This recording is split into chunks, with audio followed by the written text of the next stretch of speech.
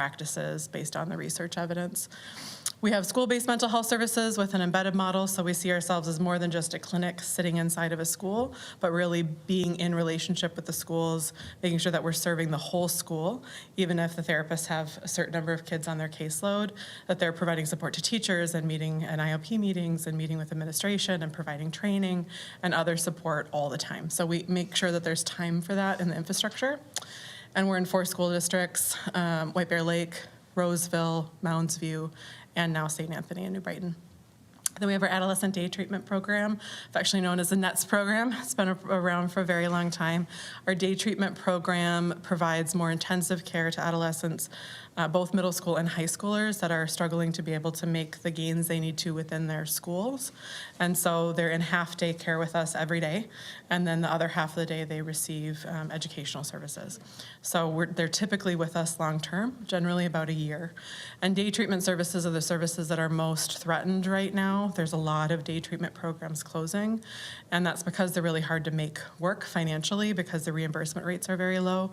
And what's heartbreaking about that is that this is the only level of care that allows youth to stay in their home and stay in their community. The next options are either outpatient, which is often not enough, 1 time a week for an hour, or residential, or being inpatient at a hospital. So this sort of long-term intensive support is really unique. And we're working really hard to be able to keep it afloat at NYFS. And then our community services program, we have our youth diversion program, which we've had around forever. This is where we have youth that are referred to due to offenses such as theft, drug use, etc. The youth that come to this program don't have to have been charged. They have to have engaged in an offense, and the goal is to work with them as early as possible when they're vaping in the bathroom and a teacher catches them, rather than when there is necessarily criminal engagement, because we want to be preventing more serious criminal conduct. We have a restorative practice model. It's an alternative to the traditional justice system, and we work both with youth and their families to kind of get underneath what's going on, provide case management, referrals. We do seminars that are educational. We'll do, drug testing if needed. They often end up writing apology letters. There's all those pieces to the program. And then our Community Connections program, which is pretty new, and we've now been able to expand, so we're really excited about this. This program was initially provided just to youth in our diversion program, but we've seen such incredible community need, we've now been able to expand that to anybody. And so this program was created by the youth in our programs. They said we really need a place to perceive a brighter future, and we would need some educational and employment support. We need to figure out what a budget is and learn some life skills. So they do all of the stuff in the community. They go volunteer, they meet with a mentor and do an interview about a job they're interested in. They create a budget so they can try and understand what it actually costs to live in our communities. And so we've had almost 100% attendance at every single one of our groups for this program. And adolescents don't do that. They don't consistently show up, on time with investment anywhere. And it's just because of how they created what it is that they're using. So we're doing those groups at least every quarter and trying to increase the frequency of those. And then our community advocacy program, we work with White Bear Lake and 4 other law enforcement agencies to co-create public safety. The goal of this program is really to take those repeated contacts with law enforcement and provide care outside of the scope of law enforcement by doing case management, working on really a range of issues, homelessness, neighbor disputes, getting people reconnected to mental health support. There's really a range. So as I said, we've had this year of really getting stabilized and orienting to the future. I'm really proud of the work that the organization has done, of the support that our community has shown for us to get recentered and reoriented. And so we have the new brand, mission, vision, values, and our strategic plan. We've launched play therapy services, really deepening the quality of the services that we're providing at the organization. We've expanded school-based mental health and added Arden Hills as a municipal partner. We've launched community connections within the whole community, so all things I've shared already. We've also done a bunch of investing in our physical location. The building had needed a little bit of love, so we've been doing a lot of those things, some big things like a new chiller and some other things like, facelift sort of stuff with our paint and carpet and those kinds of things. We reopened our White Bear Lake Clinic location full-time, and we renovated the whole space to be trauma-informed. So for those of you that got a chance to see that, it's really now in the walls. And we also developed a very robust internship program, which we're very excited about as part of the pathways to make sure that folks get into the field and stay. So we have a new program called the STEPS program that also provides stipends specifically to students of color that would otherwise maybe not be as well supported while they're trying to do an unpaid internship. So where are we headed? So we are going to continue to expand the size of our clinic-based therapy team. We've hired 17 therapists in the last 12 months, which is incredible, or 18 months. And we intend to continue to fill up that White Bear Lake space with therapists, that we have a lot of services to offer. We're adding group therapy services because we're more able to serve a greater number of people with fewer resources and groups. And then we're really excited to announce that we're launching domestic and sexual violence services. So we received a big grant from the Office of Justice Programs, Crime Victim Services to support us launching this program. We're gonna have 2 advocates that'll be a part of the team with the community advocate. So the 3 of them will be a team together. One will be focused on general crime with adults. One will be focused on youth, all different forms of, domestic, sexual violence, and general crime. And another one will be adult focused, just domestic and sexual violence. So we're really excited to continue to partner with White Bear Lake and to take those referrals, help folks get connected to the services they need, navigate the legal system, and then get stabilized and passed off hopefully to our therapy program, where we're gonna have 2 specialized therapists working with youth and adults on these issues. So that is what I've got. I'm open to questions. Thank you very much for that report, and I'll extend a heartfelt thank you for all the good work that you do in the community. It's an important resource, and we're happy to have you in the community. Council, do we have any questions for Ms. Lewis? DeMello. Councilmember Edberg. Thank you. At some point, since we had 2 of our council members as past board members of the organization, if there's any insights that they can share, I'd certainly welcome hearing that, but it's not required. So I appreciated the programmatic updates. What are your financial strategies? I didn't see a mention of, so how do we ensure the sustainability of the organization going forward? And I don't have a single bone to pick with any of the program things. I want them to be around. Mm-hmm. What can you tell us about that?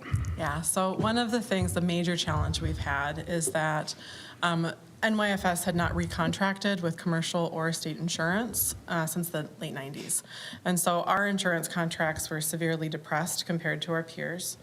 And recontracting with insurance companies is very difficult because they don't reply to your emails or calls, because that will mean that they have to pay more. So we spent about 9 months trying really hard to get reach outs to the insurance companies. And that depresses everything within the organization. It depresses salaries.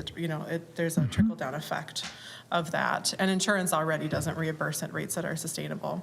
So after about 9 months of not having a success working with an attorney, sending lots of emails and phone calls, and no one getting back to us at all, we ended up contracting with a company that does this specifically and renegotiates with insurance companies last spring. And I am very happy to report that has been extremely successful. Apparently that's what it took.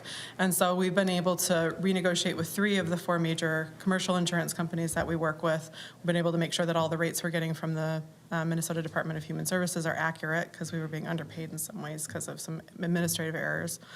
And that's going to kind of make, I think, the biggest difference in terms of our long-term sustainability, is that we need to at least be paid equal to our peers for the specialized work that we're doing. So we're working on negotiating with the final insurance company, and then we'll just need to kind of keep at this annually to make sure that they keep pushing. Right now, there isn't parity. Mental health providers are not paid based off of their level of education at similar rates to medical providers, even with the same education. So we've got some work to do in terms of the parity side to make sure that our systems can be sustainable. But it's looking up for sure. So I'd say that's the major thing. I would say the other couple things are, we've done a bunch of investing in our development program, and specifically working on bringing in individual donors. We're restarting our leadership luncheon this spring. I hope all of you will join, and investing in making sure that our community sees the work that we're doing, and where possible can join us in supporting it. And then the third piece is the organization has underinvested in grant writing and getting community and corporate foundation giving, which is really good giving because it's unrestricted. You can put it wherever the programs need it. Often the reporting requirements are not as onerous as government contracts are, and it's often year-over-year funding. So we've been really successful. We've almost tripled the amount of grant funding we've gotten in the last 18 months, and that will just get better. So I think we're getting there. I think the other piece is owning the building. We've had to do some work to make sure that we're actually investing in the building as a business, and I think that is been really successful. So I noted about the adolescent day treatment program. When I think about the costs inflicted on families as well as on society when young people are not given the opportunity to get whole, all right? That's massive. It's not just a social cost and a personal cost, it's a financial cost. You mentioned that you were having some challenges around financing that. Can you say more? And how do you think about what it takes to sustainably provide that service and assist people who have that need? And how are you dealing with that challenge? What can you tell us? Yeah, so there's a lot of layers to that. I mean, the first is much of the ways in which we're able to bill or not bill for those services are based off of statute. And so very simple things like there is a statute that says that we can't bill if the client is 7 minutes late. And that means that we can't bill a whole hour out of their 3 hours of time. And most of the clients are on disability transport. And so they're not arriving necessarily on time. It's not their fault. It's not their parents' fault. And then often the transport isn't showing up to pick them up until an hour or 2 hours after the programming is over. So we're watching them, and that's unpaid time for the program. So there are things like that that I'm working with NAMI, I'm working with Minnesota DHS to advocate for statutory changes, because those things are part of why programs are closing. It used to be 16 minutes. Now it's or 15 or 60 minutes. Then they dropped it down to 7. 16 or 15 or 16 is much more feasible, right? Also, just the reimbursement rates in general are very low for all group services, and group services are much better use of dollars. And so that's part of the other piece. And then I would say within the actual programming, part of what we're doing is really trying to tighten up our processes so that we can make sure that we have the right number of clients and the right number of seats and the right number of staff to ensure that we're maximizing the revenue that we get in the door and our mission, the number of clients that we're able to serve. But the structure of those programs, what the statutes say, how all of that is set up is extremely restrictive. And that's one of the major barriers that we have, is that we have to see some legislative policy changes to be able to really make it possible for those programs to break even. And that's all we're trying to do, is get to a place where we can break even. So what does success with that program look like, and how do you monitor? It's a new program, so I'm not expecting, but what kinds of changes in the world should be different if you achieve success? So with the clients, the way that we see success is first and foremost, reducing the symptoms that they're coming in with, increasing their functioning in a variety of settings, for them to be able to be in mainstream schools with other kids and be able to regulate their responses to things that happen in their environment. And then we see big picture, that kind of building blocks of a healthy society, a big part of this is we see the work that we do with youth as preventative, so that they can, engage in education, they can engage in the workforce, they can be productive members of society, that those things, and that those things, especially defined by the youth, are the way that they want to be successful. And so we really see the work we're doing as facilitating that, as not just planting the seeds, but really helping give the youth the skills they need to be successful in those different environments.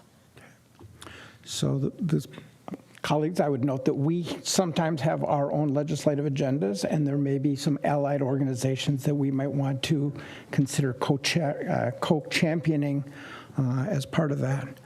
My last question.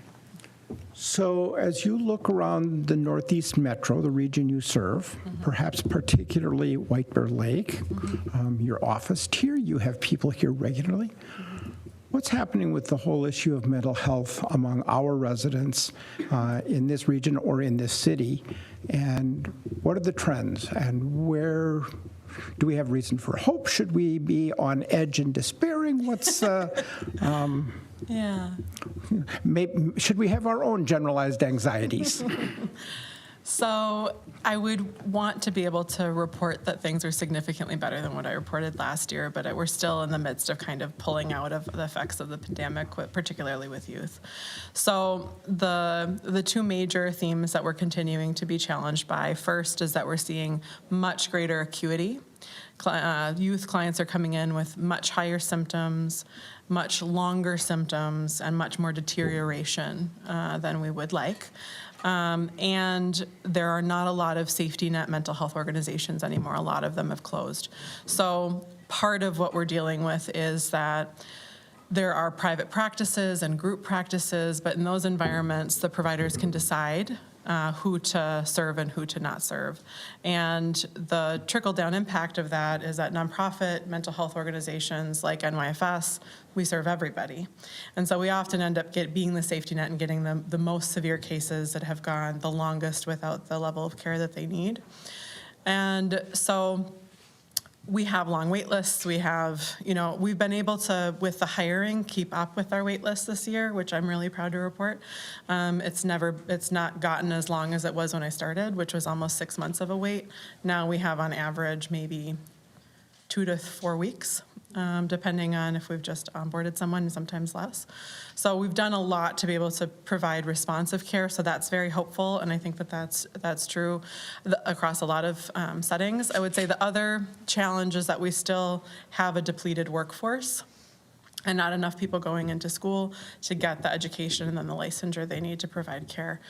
So part of the work that we're doing at NYFS is a lot of mentoring and informational interviews and going into schools and talking with high schoolers about mental health as an option so they can start mapping, so maybe 6 years from now we're in better shape. And then I would say the other trend is that we're just still seeing a great deal of social isolation. A lot of the ways in which people coped with the pandemic, that coping has not changed. And so, and that affects people's mental health symptoms across a variety of different mental health concerns. So the more ways that we can get people out and in community and finding people that have shared interests, it doesn't necessarily have to be formalized mental health services, but the better that is for people's ongoing mental health. Thank you. Yeah. Council, any final questions? Councilmember Walsh. I'll to follow on that, just as a former board member, I like what I'm hearing. I like one of the challenges for NYF always has been focus. And I brought guests to the leadership luncheon, and they walk away and say, well, what is it they do? What do you guys do? And so I saw in the first part of the presentation a lot more focus, and I think that's key. And we do a lot of things for a lot of different populations. Are we the diversion program? Are we for youth? Well, we have family counseling too available. So focus is always the key. And then the last slide, you're growing into another whole area. I thought, well, okay, we lost focus there. But I like the area, so I'm not going to say it's bad. But that's kind of my observation. I think there's more focus, and I appreciate that. We see it as within the umbrella of our trauma-informed services, specialization in domestic and sexual violence, rather than as an extension of new programming. But that is really true about NYFS over the years, has been kind of this, well, we're responsive, we're just going to do whatever somebody needs, and we're not going to necessarily have a plan for how we're going to sustain funding for that particular focus. And so we've had a lot of programs that have started and stopped over the years, and we really don't want to do that. We really want to be able to be very firm about what we can do and what we can sustain financially long term. So thank you for that feedback. Very good. Council, any final questions? I don't have a final Hughes. question. Thank you, Mr. Mayor. I don't have a final question, but just again, congratulations. You continue to do a great job. It's always interesting to come to a board meeting because she's like on top of it, knows everything, and it's like, wow. Things that I wouldn't have expected any CEO to know about, and you have got it all down, and not only is it down, that I's are dotted and T's are crossed. And so as a board member, it's really nice to, when you offer your opinion, I know that it's well thought out, and what we're presented with is always something that's very thorough. So I think it's clear you've been running the organization that same way, and I know that we benefit here at the city. So thank you. Very good. Thank you. All right, Council, I'd entertain a motion to approve the resolution authorizing execution of both the Social Services Agreement and Community Advocate Services Agreement. So moved. I have a motion second. Any further discussion? Seeing none, all those in favor say aye. Aye. Any opposed? Motion carries. The resolution is approved. All right, excuse me. Item 5B, we've got a presentation from some familiar faces. Come on up.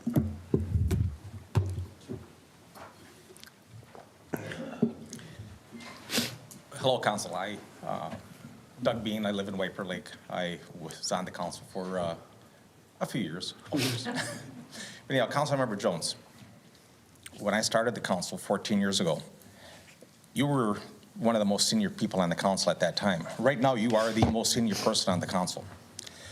I want to thank you for your guidance and advice throughout my tenure, and I very much appreciated it. I appreciated the effort and the work you put in for the citizens of White Bear Lake, and the job that you did was phenomenal in my opinion. And I just wanted to take this opportunity to come here and give you my best regards, and thank you very much. And I had a 2-hour presentation, but I decided to cut it down to yeah. Thank you. All right. Thank you for letting me speak. I wrote mine down because I didn't want to forget anything, but I do want to thank Dan for his service to White Bear Lake. You've represented Ward 3 for 16 years, and as Doug said, when we came on, you were our senior statesman. That's what I would say. Dan is our senior statesman. And, and you helped Mr. Edberg and Mr. Bean and I when we showed up. It was good to have somebody here that had sort of been broken in and knew the rules, so it helped. You've always been fair with people. You've been direct and sometimes blunt, but you will own the blunt. When you've been blunt, you own it. So, but you've done a great job, and you and your lovely wife, Sally, have raised 3 amazing young women that are all now gone off to their own lives and doing their own things, and they're amazing, amazing people. But I want people to know he's a talented illustrator. Remember the no bear hugs, signs, and T-shirts, etc.? That was Mr. Jones. And my favorite is the bear on the water tower. When you see that bear, that's Dan's work too. My favorite story, though, is, and I hope you remember this, one night we were having a discussion and a lady in the audience shouts out, "So do any of you people even live in the city?" And we all just were stunned. And then all of a sudden, here comes this quiet voice. Mr. Jones goes, "Yeah, it's kind of a requirement." And then we all burst out laughing. But I mean, it's just been an amazing journey. I thank you for everything you've done. I thank you. It was a privilege and a pleasure to serve with you. I thank you for your leadership, and most importantly, for your friendship. Good luck, my friend. Thank you, madam. So, we are leaving now. Maybe we'll see you next week. I'm sure there's cake somewhere.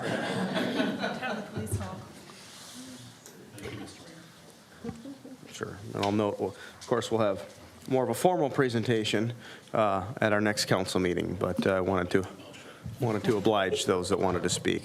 Nothing but good things. All right, very good. Okay, let's jump into item 6A, the 2024 final budget, tax levy, and truth and taxation hearing. Ms. Crawford, whenever you're ready. Thank you, Mayor, members of the council. So we have a robust presentation tonight and some slides. So I'm going to present the 2024 general fund and other operating budgets, as well as the 2024 tax levy and 2023 revised general fund budget. After the presentation, the City Council will hold the Truth in Taxation hearing. And finally, the City Council will then adopt the budgets and the tax levy. So at the September 12 City Council meeting, the preliminary budget and tax levy were, when they were presented, we talked about what it takes to build a budget, and I'd like to just summarize that a little bit tonight. So maintaining a vibrant, healthy community is a bit like a sailboat. It takes all parts to make a sailboat move as it should, and without each of those parts, the boat won't sail as well as it could. Each component is better able to serve its function because of the other parts that work with it. The city has many departments and divisions that help make our community vibrant and a desirable place to live, work, and visit. Those departments can be compared to a sailing vessel that moves steadily and safely forward.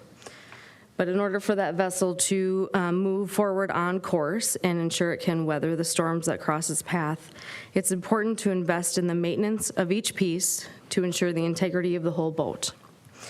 In this case, each piece on the left side of the screen represents the department, a department in the city. So as we approach the budget cycle each year, we take a holistic look at the organization or our vessel and balance how we divide our resources between each department to ensure that thorough, careful planning and, to ensure that through careful planning and investment, each piece is properly maintained and to better serve the city as a whole. So it's with that lens that the finance department heads and I put together the annual budget analysis and recommendations. So this is our budget timeline. Each year, staff spends the entire year monitoring the existing year's budget, as well as preparing and drafting the next year's budget. The dates that are in bold are the steps in the process that the City Council is involved in. We'll finish it on the next slide.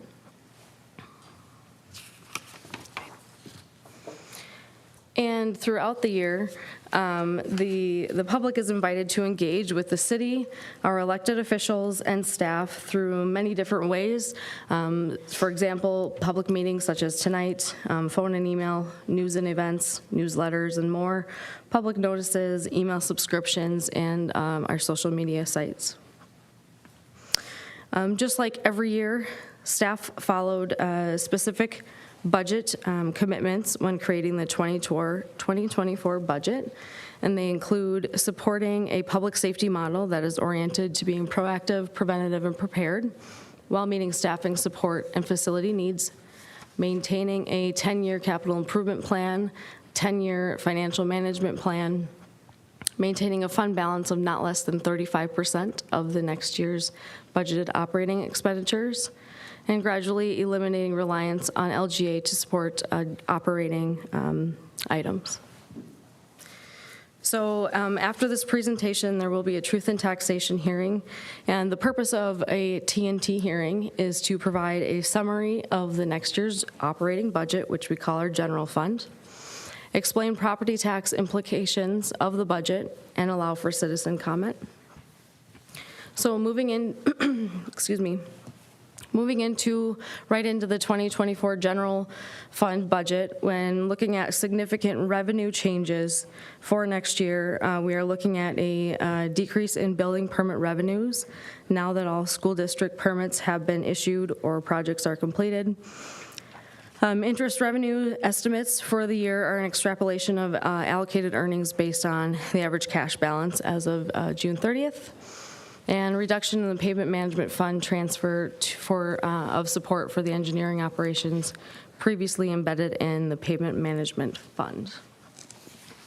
When we look at significant expenditure changes, they include ambulance operations is moving from an enterprise fund to the general fund. As you just heard, insurance companies do not reimburse at the rate that it takes to cover that service. the addition of 2 full-time firefighter paramedics, the addition of 1 facility maintenance technician position, emerald ash borer diseased and dying tree removal program, which would be ongoing for the next 7 to 8 years. Salary adjustments per the classification and compensation plan, and adopted labor agreements, which all include benefit factors and a cost of living adjustment of 3%. Critical incident appropriations, and an increase in miscellaneous technology costs and contract cleaning services. Other items of note in the 2024 general budget include our public safety facility debt service. So the city issued debt in order to provide funding for the public safety facility renovation and expansion project. ARPA, receipts of COVID aid plan, COVID federal aid during the pandemic years sustained operations and held property tax levies at a lower level. The federal aid has concluded now, which returns the burden of budget support to both tax and non-tax revenues. And a local government aid, the 2023 legislative session produced an LGA program formula adjustment and funding increase. So as a result, the city's LGA allotment to the city increased by about $467,000. Staff recognizes and the council acknowledges that, while things are stable now, this is may not always be the case at the state level. So in the future, it may require a higher tax levy should the sustainability of that go away. So when we look at a property tax levy, why, right? Why do we have a property tax levy? Property tax levies support operations in the city's general fund. Revenues and expenditures within the budget impact the general fund's fund balance. It is essential that cities maintain adequate levels to their fund balance to mitigate risks of revenue shortfalls or unanticipated expenditures and ensure financial stability. The City of White Bear Lake analyzes our fund balance in 2 ways. The state auditor, the first one is the state auditor recommends that cities keep a minimum of 5 months operating costs on hand and accessible to cover unanticipated costs. The second is tracking the fund balance to ensure funds are available to pay claims in the first half of each year, since the city receives its first disbursement of property taxes, tax payments, and state aid in June or July of each year. The 2024 budget meets both of those standards, and the general fund is financially stable. The City Council adopted a preliminary tax levy at their September 12 meeting. So once a preliminary levy is set, it may be reduced before final adoption. However, it may not be increased. So therefore, council members did request staff further analyze upcoming budgetary needs to find any potential reductions before the final tax levy is adopted, which will be tonight. So you'll see on the screen that we started with an increase of 22.55%. Through additional analysis, we got that down to 20.82%. And with one final analysis, we now have that down to 20.57%. So that reflects a 15.04% increase for operations, with 4.67% of that increase for ambulance services. And 5.53% of that increase is due to the public safety facility debt service. So therefore, as I said, this year's total tax levy reflects a 20.57% increase over the previous year's levy. And the tax capacity rate for that levy is 27.263%. So when we take a look at property taxes, where do they go? Several entities assess taxes to properties. For every property tax dollar paid, approximately 18 cents is collected by the City of White Bear Lake. The remainder is then divvied up among Ramsey and Washington counties, the school district, and other agencies, which include various watershed districts and the Metropolitan Council. So when we pull out the city's portion of that 18 cents, if you will, and we take a look at where does the city spend your property tax dollars? The median home value for 2024 is $312,000, which is approximately a 1.96% value increase. And that homes, properties are valued by the county auditor, assessor, I'm sorry.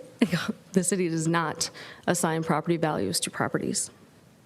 In 2024, a median valued home would pay $825.80 for the entire year in city taxes. And for that price, the property owner receives exceptional quality of life in White Bear Lake, including 24/7 police response, 24/7 fire and emergency medical response, street maintenance, sweeping, lighting, snow plowing, parks access and recreation activities, election activities, access to city publications, as well as access to elected officials and city staff. Here is a comparison of our revenue collection per capita with comparable cities. This includes the 2024 levies. Some cities are still adopting their levies, so these numbers are subject to change. You'll see that White Bear Lake has a greater population than some of these cities, yet a smaller tax levy. And so this means that our per capita revenue collection is at the bottom of the list at $540. Next slide. Okay. Then this shows 5 years of levy history for comparable cities, including estimated levy increases for 2024. White Bear Lake remains right at the bottom with where we have historically been with our comparable cities. Although we are beginning to catch up, our 2024 levy increase is still less than what New Brighton's was last year and less than Shoreview's in 2020. In addition to the general fund, we have several other budgets and funds that do not have an impact on the tax levy. Excuse me. And being that the City Council will adopt those budgets as well, I did want to just show what those other funds are and some projects for 2024.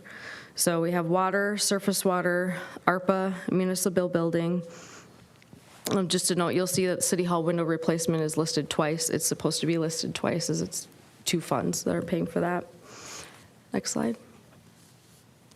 We also have Park Improvement Fund, Pavement Management Fund, Economic Development, and the Sewer Fund. Other funds that are not identified on this slide include the Refuse Fund, Marina, Forfeiture, Sports Center, Community Reinvestment, License Bureau, and Pioneer Manor. And there's not significant items of note in those 2024 budgets, so I did not list them here. The 2024 budget that's presented tonight includes the addition of a communications specialist, which would be effective halfway through the year. That position will assist the city in meeting the public's expectations related to transparent communication, provide crisis and critical incident communications, relieve existing staff pressure, many are in the room today, in providing quality and informative content in addition to their regular responsibilities, coordinate website updates, create the biannual newsletter, engage with community stakeholders, as well as represent the city and by attending community special events. Lastly, the fund that does not have an impact on the tax levy is our equipment acquisition fund. And some of the notable replacement items, all of these items are replacement for fleet for next year, are called out on the screen here. So see, we're looking at 4 police squads, 1 fire, 2 streets, 1 parks, police squad equipment replacements, fire SCBA, filling compressor replacement, the ambulance replacement, maintenance equipment replacements for streets and parks activities, public safety facility fitness room equipment replacement, and as well as earmarking for finance software replacement. So when we take a look at the 2023 revised general budget, The City Council adopted the 2023 general fund budget with a planned deficit of about $670,000, which was made possible due to the use of the unrestricted surplus cash in the general fund balance. The 2023 revised budget eliminates the need to use the surplus due to various position vacancies in multiple departments and higher year-to-date revenues in some accounts. As of now, the preliminary revised budget anticipates a surplus of $76,991 for the year. And though that financial situation appears successful on your screen, the reality is that departments, and primarily our public safety departments, have been operating significantly understaffed all year, which takes a toll on the level of service we are able to provide and is not sustainable. The last two slides in the presentation include several property tax assistant programs provided by the state and counties. All of those programs that are listed in the next two slides generally are available each year, and we have links and phone numbers, and we can share these out. I realize that you can't capture all of that right now. So when we look at our recommendations for tonight, staff recommends the City Council hold the Truth in Taxation hearing and subsequently adopt the attached resolutions as presented, which are adopting the 24 budget, 23 revised budget, and the 2023 tax levy for taxes collectible in 24, as well as committing fund balances for specific purposes. So with that, staff can stand for any questions. Thank you. Thank you, Ms. Crawford. Before we get to questions, why don't we jump right into the public hearing? We'll hold the Truth in Taxation hearing now. I have two names on the list. Anyone who would like to speak, now is the opportunity to come forward to the mic. Please state your name and address for the record. I'm going to start with Andrea McKee. We'll say Andrea M., if you can come forward. I apologize if I pronounced your last name incorrectly. McKee, M-C-K-E-E. I moved into White Bear Lake August of 2020. At that time, my property taxes... Can you state your address for the record? Thank you. 2507 Homewood Place. Thank you. And I'm a little confused by all of this that you went through, all your numbers. My property taxes were $3,600. My husband died 8 years ago. So it's me. I'm a senior. In 2022, you increased them by 37.8%. That amount was $4,780 property taxes per year. Then you increased it 6.4%. So last year I paid $5,100. And and what were you saying? $825 a year? Are you serious? I am complaining about your overzealous spending of my money. I have gas, electricity, utilities, property taxes, insurances on homes, cars.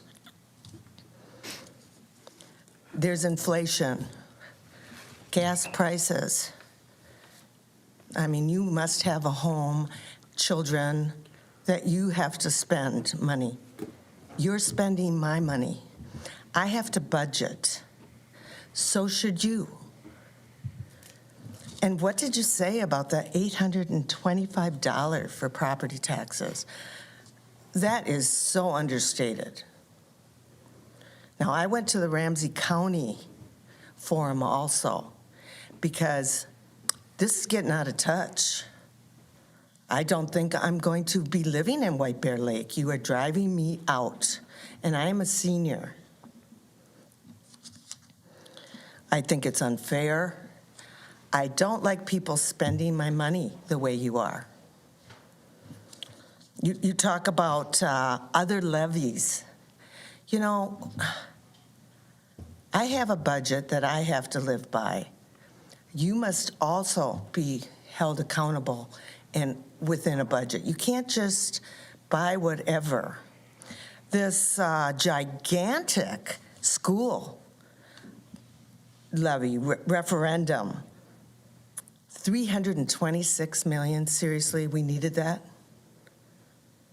I mean, really, 326 million? Who's paying for that? Me. I'm paying for that. I'm not happy. I feel like you guys need to take some responsibility and think of the seniors, the disabled. Thank you. Thank you. The next name on my list is Bev F, we'll say. I'll leave it to you to pronounce it. Please just state your name correctly, since I couldn't, and your address for the record. That would be great. Thank you. No worries. My name is Beverly Farraher. I live at 3470 Rolling View Court, and I want to share that I appreciate and respect what the city of White Bear Lake provides for my taxes. I'm not here to complain about that. I do appreciate it.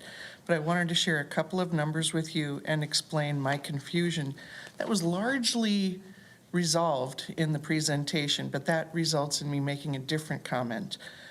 So in the statement, my taxable market value goes up 4.5%. Not surprising. Overall, all the different taxes that I'll be paying are going up 7.86%. Of that 7.86%, directly involved in the city of White Bear Lake, it's a 20% jump. And that correlates greatly to what you were presenting before. So I understand that I'm not different than most anybody else. So I'm good with that. I appreciate that. That solves one question. But I would share that I don't know that that's sustainable. Coming back next year, if it's another 20%, 3, 4, 5 years of that, taxes have doubled, and folks will get riled up pretty quickly. I did attend the Ramsey County public hearing, and folks were, one word would be very upset, another would be becoming irrational in how they were presenting things because they're so upset. I don't want that in White Bear Lake, ever. So I would share that I appreciate what you do with the taxes that we pay. The work is good, primarily, mostly. I would say that I'm a little concerned that a couple of years ago, our cul-de-sac was mill and overlaid, and it seemed to crack quite quickly from what the work that was done, and then it was crack filled. But the crack filling wasn't particularly impressive. If you Google my name, you will find that I have quite a bit of experience in that area, and it's a little concerning to me. So I don't need a response. I appreciate you'll look into it as you can, but I would just bring that forward as a concern. If I noticed it, and I know other people on my cul-de-sac noticed it without my commentary, it's probably a bigger thing that you're not hearing about. So just sharing, thank you for your work. It's very appreciated. Thank you. I appreciate your comments and feedback. Those are the only two names that I have on my list, but anyone else who would like to speak, now is your opportunity. Please come forward, state your name and address for the record, and you shall be heard. Seeing none, I will close the public hearing and bring it back to the council.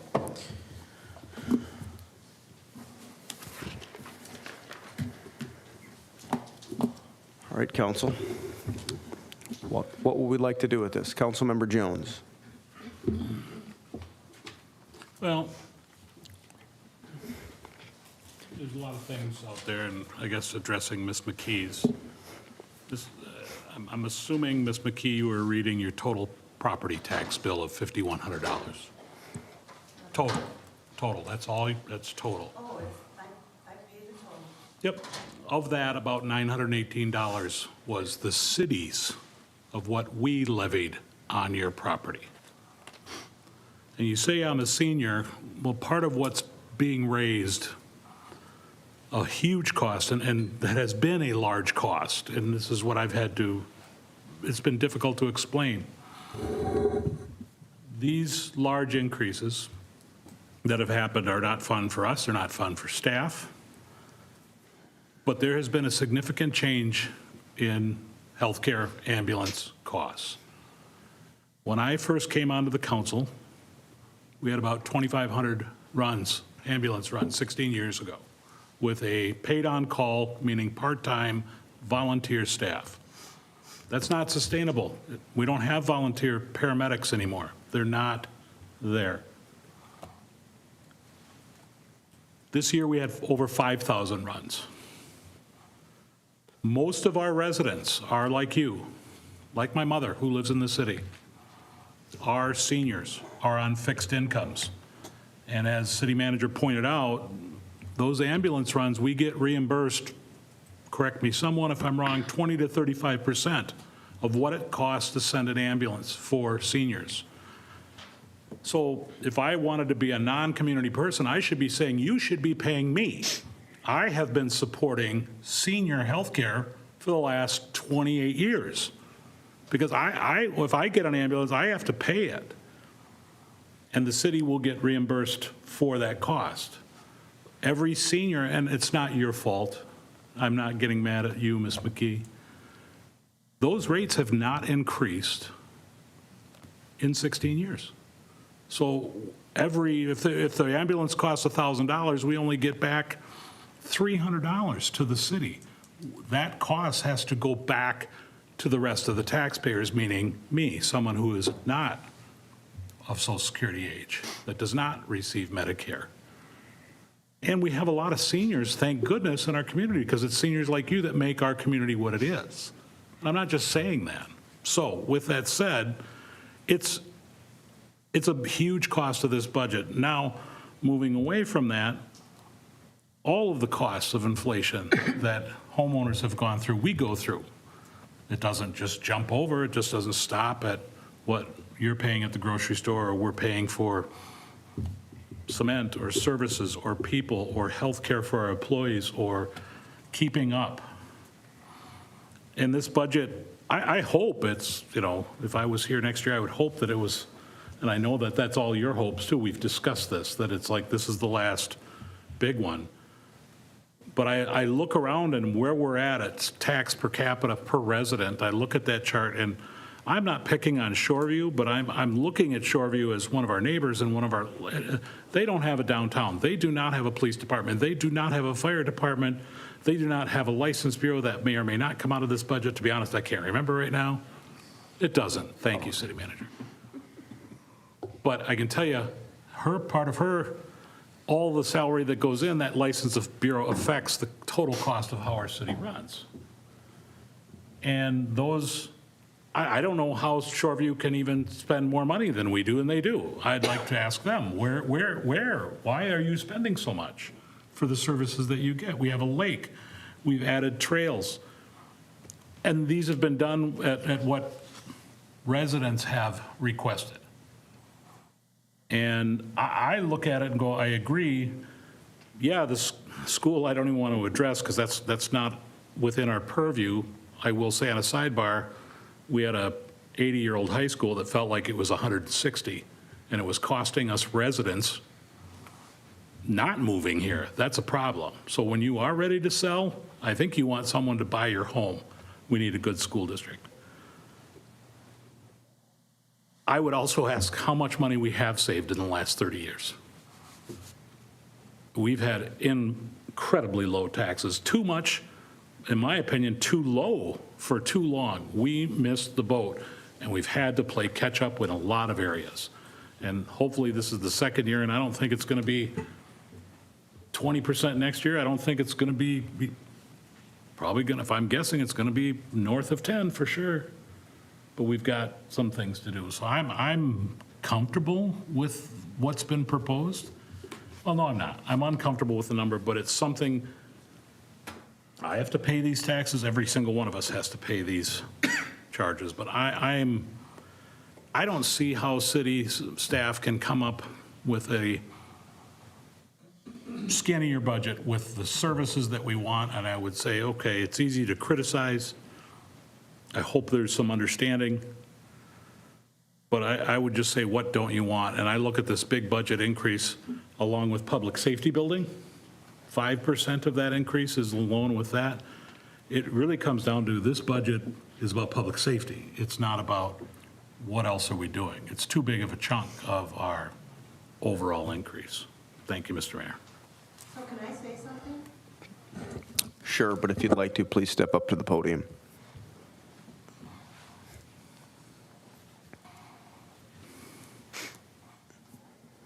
So you're telling me that $5,200 for property taxes last year is reasonable? I didn't see that on your graphs or your amounts, along with your $812. Was it there? Where are all the, who is paying $5,200 a year? And this is fair. I think that maybe you should relook, and maybe we have to do without some things. I would like a really nice leather furniture in my living room, okay? And you do without. You have a priority list of what you would like to do and what you can afford. You don't put it on the backs of your seniors. I'm not sure you understand that seniors have unlimited funds. They are limited in their funds. They're living on Social Security, and now, I don't have my notes with me, but next 2024, I think it's 3.49, but it's never that. It's always going to be more. It's always a little more than that. I think it's 6.7%, I'm not sure.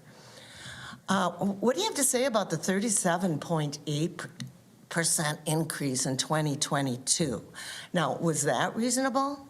And what did you spend the money on that time? And I'm talking to all of you. I just wish you would budget, prioritize, and be held accountable instead of saying, oh, you think this is fair. I don't think it's fair.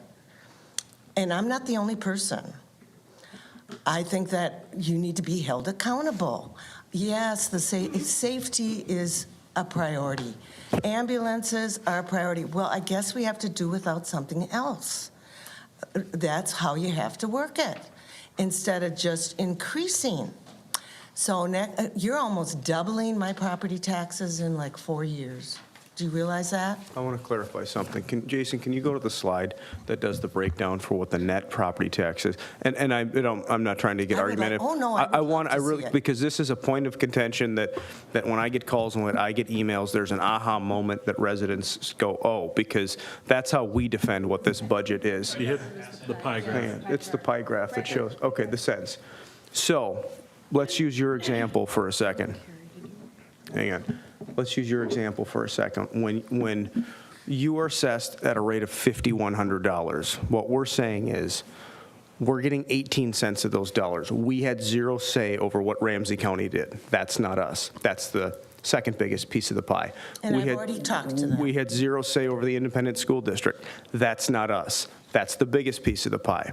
So what Councilmember Jones is saying, and how I can sit here and defend this budget, although there'll be some nuances, is we are effectively the smallest entity in terms of how many dollars we're collecting of that $5,100, and for that we are providing for very, very expensive services, of which our costs are going up, of which we are hemorrhaging staff left and right because we need to pay them a working salary. Otherwise, the firefighters, the police officers, and the paramedics are going to go elsewhere. So while I can appreciate that these are big numbers and you've got a budget like everyone else does, I'd rather take the heat in a meeting like this than next year take the heat in saying, I call 911 and the firefighters don't show up, the police don't show up, the paramedics don't show up. It took 20 minutes and someone went into cardiac arrest and we didn't have these essential services. So I'm hearing everything you're saying, and I think it's fair. And this is really helpful for us because it's what allows all of us to take things really, really seriously when we look at a huge number like 20%, because yeah,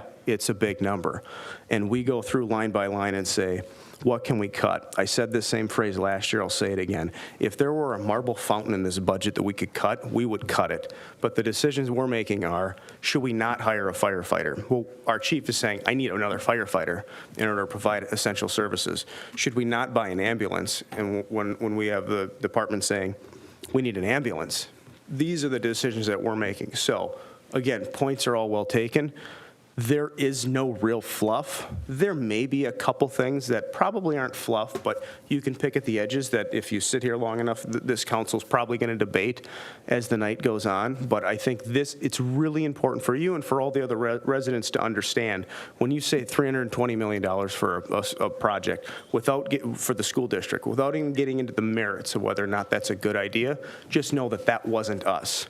And those tax dollars that you're being assessed wasn't our decision, and they're certainly not going to our bank accounts to pay for firefighters or roads or sewers or any of that. Fair? Yes. Thank you. Ms. Go ahead. Ms. McKee, if you would like, we can help look at your tax statement to help you further understand that if you'd like. So, okay. Mr. Mayor, can I, one more point since the pie chart's up. Sure. So, Mr. Edberg, this number when we were early on in our days on the council was 16 cents, if my memory was correct.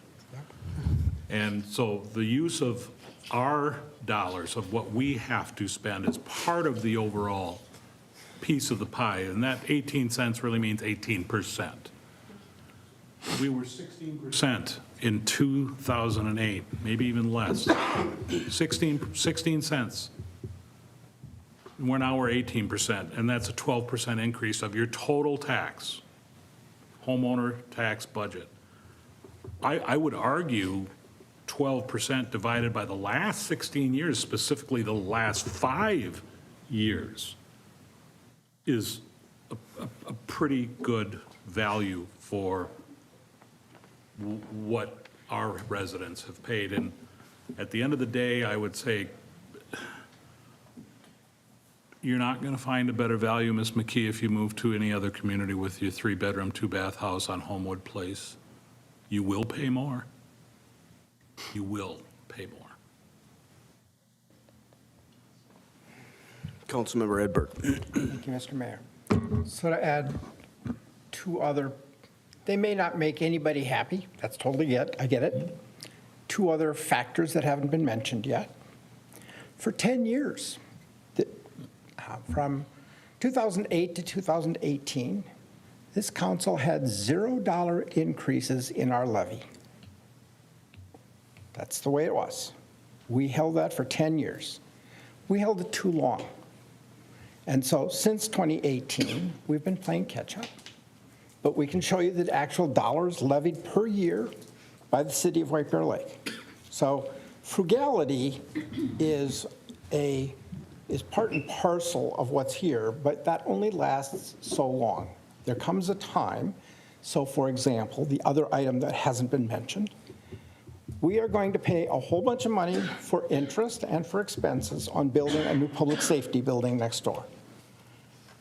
That is it replaces the last facility that we had that was 60 years old, could no longer accommodate the nature and size of the firefighting equipment that we have. The doors were too small, a whole variety of things. Mr. Angstrom could give us a whole litany.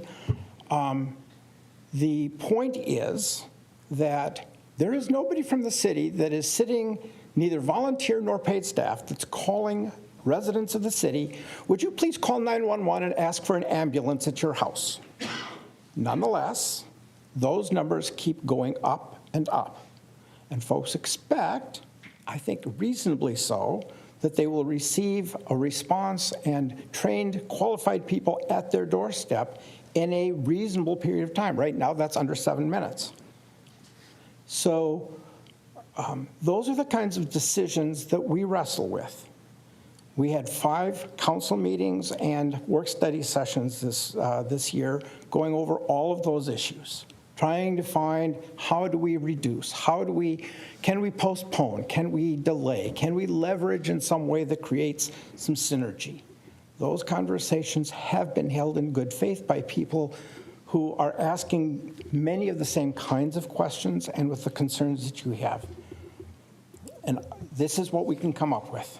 So for better or worse, your $5,000 bill, we get 18 cents, that's $900, which is, you might have a home that's valued slightly higher than the median, 825 that the city manager talked about. But you're paying us $900 for the entire scope of services that the city offers.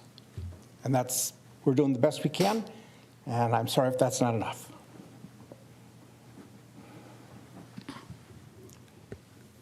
Any other thoughts or comments? Councilmember Walsh. Well, Mr. Mayor, for purposes of discussion, I think we should move the resolution. I might have a couple of amendments, and I got to have something to amend, so we need to get it on the floor. So I'll move the first resolution in the packet, which is resolution adopting the 2024 budget and revising the 2023 budget. Do I have a second? Second. I have a second. Further discussion on this? Councilmember Walsh. So just, I would, well, I'll just do one at a time. Well, let me start by saying this. I appreciate the work of staff, because when we left this at the preliminary hearing in September, the number was 22 point something. So without us doing anything at the dais here, staff has worked hard to get it down to 20.57. So that doesn't happen in a lot of places in a school district or a city or a county. So appreciate the efforts of staff. I think they're listening, and they're just trying to say, all right, where can we sharpen the pencil? So what we have in front of us today is already down from where we were in September. That's a victory. That's an effort. People should appreciate that. I appreciate that as a councilman, as a taxpayer. I'm gonna just do an amendment. It doesn't affect the 20.57 number because of the way it's funded, but I'm not sold on the communications director position in this budget. It's not paid for in the general fund, but it is in. I believe it's covered in this resolution. So I think it's an appropriate place to make the amendment. So my amendment would be just it's a no-go for me on the communications position in 2024. I think that's the easiest way to amend it, is simply saying no on that position. I have some ideas on what we can do. I don't think we need to put those in the amendment necessarily. Staff's been making a case for this position. It's a new position, a communications, I want to call it communications director. It's a communication specialist, which I appreciate too. When this started the discussion, I had this as a communications director. The need is, and the request is for a communication specialist, which is the right level. I'm not sold, and I think just, especially this year on this position, with the increase that we're facing, and I'll just go through some reasons. I mean, this. Are we going to discuss, or are we going to get a second? Oh, I'm sorry. Thank you. I'd like to amend that. Yeah. Hopefully, I have a second. Not the amendment. I think he was still giving it a little context. Sorry. but No, you're right. He's absolutely right. We have a motion to amend. I don't want to put words in your mouth. The motion is to strike the inclusion of the communication specialist from the budget. Is that a fair characterization? Do I have a second on that? Second. I have a motion, a second. Further discussion as to the amendment to strike the communications specialist. Continue. Thank you so much, because that was out of order. Now I lost my train of thought, but that's my fault. Yeah. Here's the thing with the communications director position. It's a staff position that doesn't answer a 911 call, that doesn't go out on a fire call, that doesn't fix a street. So it's getting us away from core services that we do as a city. And the chart, I like the chart. We've got it in the presentation about where we stand as a city on a per capita tax ask, and we're low. But this is how we join all the other cities. So we're crossing a line with this job, and I want to just kind of wait as long as we can in White Bear Lake to cross this line, and we start adding positions that are not fighting fires, responding to 911, or fixing streets. And it's a line we can cross. There was a letter to the editor in the White Bear Press a week or two ago. It was from a Vadnais Heights resident complaining about Vadnais Heights. But it kind of summed up kind of where the gentleman was complaining, or a woman, I can't remember who it was, complaining about the budget and out of control, and they're hiring a recreation specialist or something for the parks. And I thought, see, there it goes. This is where we're headed. This is why Vadnais Heights is higher in their taxes than we are, because they have these jobs that start growing, like communication specialists and recreation specialists and things like that. So I'm just not ready to go there yet, and I think we should take the time we can spend the 2024 working on maybe a different funding source for the job, and we have this Comcast cable grant and deal that is worth looking into. We've talked about it before. Other cities have gone this route where we can use that Comcast franchise fee grant to handle communications, and we'd have to make some huge changes. It's not something you can do overnight. It's something we can spend 2024 talking about if this amendment passes. and do it that way. Or we could consider a different model. I think if we're going to grow into something like a communications specialist, we could look at a contract for service to get it started. We could contract with a PR firm to handle crisis communications, to support the staff on a retainer basis. It could be a lot cheaper. We do this in many other areas in the city budget. There are lots of fees in here for consultants for this kind of thing. That might be a better model to go. And the last thing I'll say about it, the thing I don't like about this proposal is the way it's funded. And you say, well, it doesn't affect the general fund. It doesn't affect our levy because it's going to be, in this first 6 months, it's going to be taken out of the water fund, I think, or sewer, I can't remember, both, sewer and water. And see, we've done so much work, getting the budget more transparent. And I see a communications staff as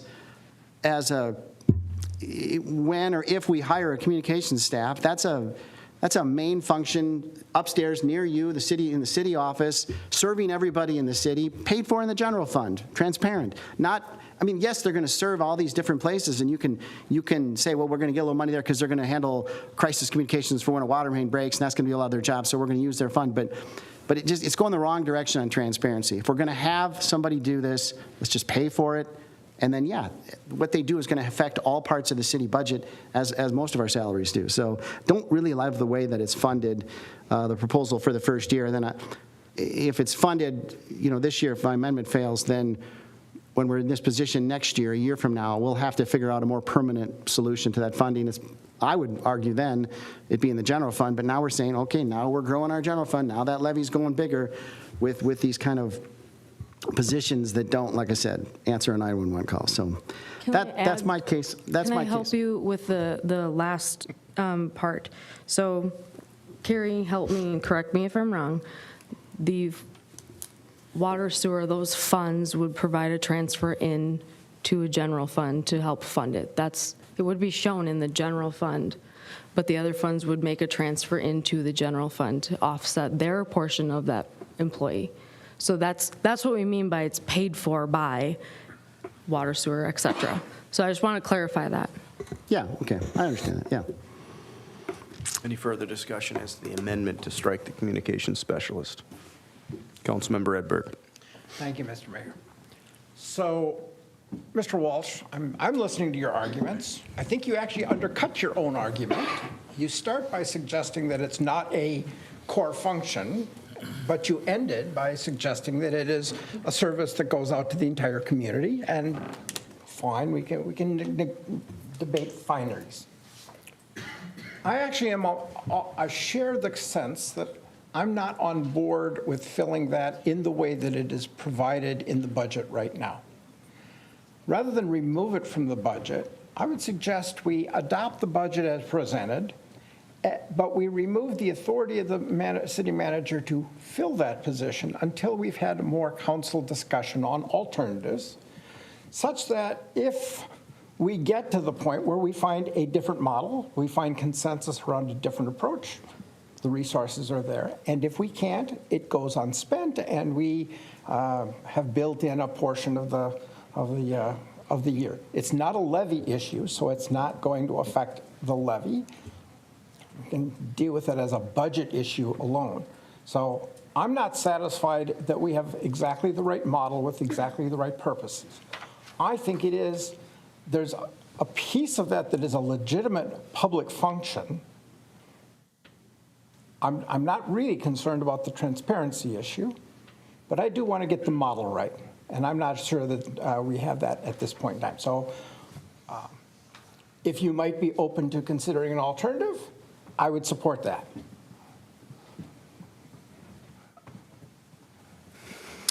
Councilmember Jones. I'm not in favor of the amendment. I mean, I think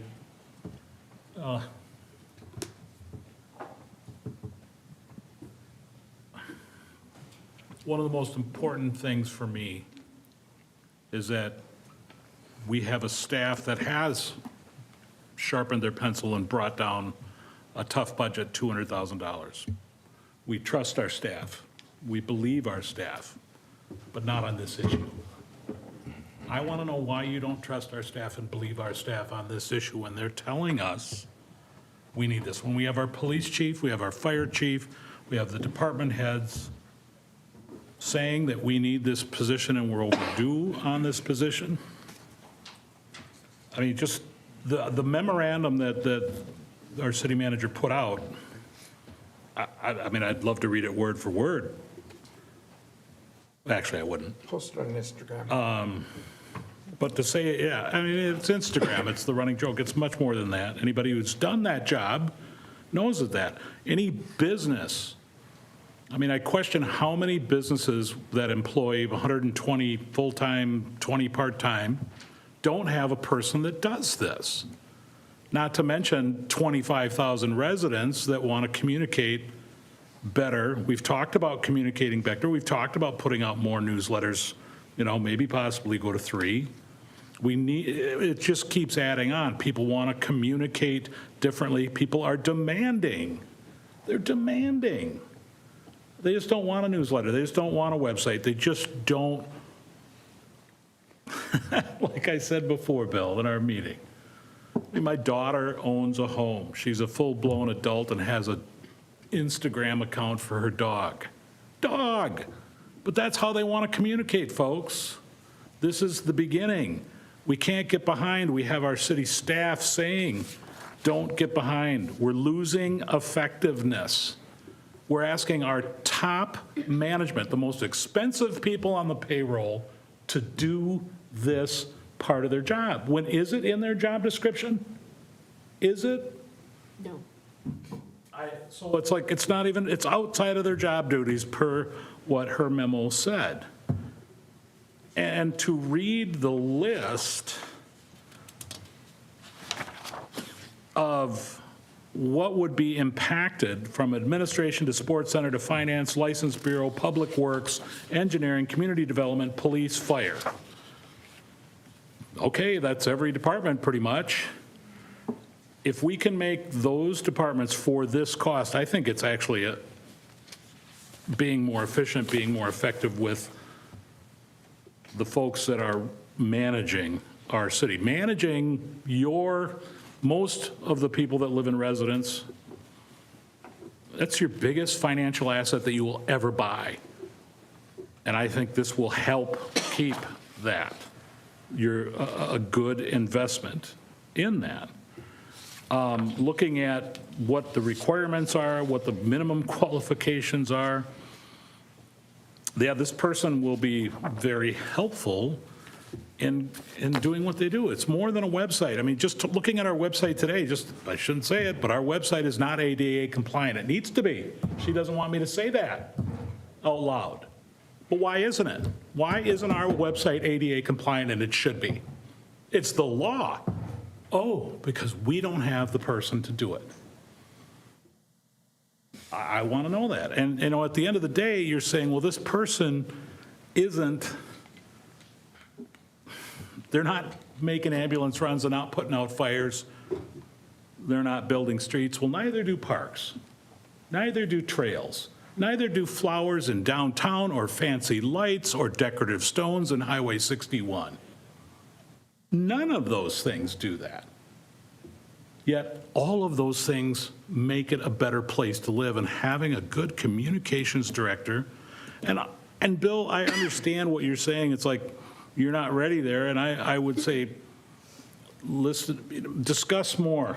The city manager, you know, how to fund it, how to craft it, commit to it. You guys can do whatever you want, and I get it. And I get it's a tough year. I'd like to know how much time the city manager spent on communicating our vision on a video for this budget. How much time did she spend on that? How much time did she spend on her report, which, I'll buy it, is part of her responsibility and what she should do. But that position could have said, I'll gather this portion, I'll gather this portion, I'll go talk to community development, I'll go talk to engineering, I'll go talk to public works. That's what I see this position being, and I think that's what it says in the memo. I think it's a really important position. But I can understand saying, okay, put it on, I like what Mr. Edberg is proposing. Don't take it away, craft it some more. And again, everybody, you talk about other the growth, I get that. I totally get that. You're not wrong in that, Mr. Walsh, as far as exponential growth. But there's also exponential growth on what our residents want. At one time in history, we thought dirt roads would be just great. At one time in history, we said the water from the ground is okay. And then it wasn't. And I think I'm tired, and Mr. Edberg brought it up earlier, I'm tired of seeing our city always behind. And I'm really tired of seeing our staff always paying that price first. And this is the one time I think that we can make our staff's jobs more efficient, we can make our staff better, and we can deliver a service to what the residents want. Thank you, Mr. Mayor. Thank you. Any other thoughts on this? Councilmember Hughes. Yeah, I guess I just had a couple comments on that. I mean, at one time in history, we used to drive on dirt roads. I mean, the communicating is being done. It's not like it isn't being done right now. So it's really not a very good, I don't think, analogy. It just is being done by a whole bunch of people who want to do other things with their time. And my biggest problem with it is, having worked in organizations that had a communications person, even a communications director, they still relied on my input for the portion of the newsletter that was in my purview. They still relied on me doing my section of the job. I wrote the Facebook update. I wrote the email that was going to go out. I wrote every single memo that this person was then going to redraft and make pretty in a newsletter format. So what we're basically, so in some ways, it's like we're employing a graphics designer, and it's a city, it's a government, it's not a business. I'm not trying to sell anybody on what the city does so that they, get upset and, come back in here and say, I wish this newsletter looked prettier.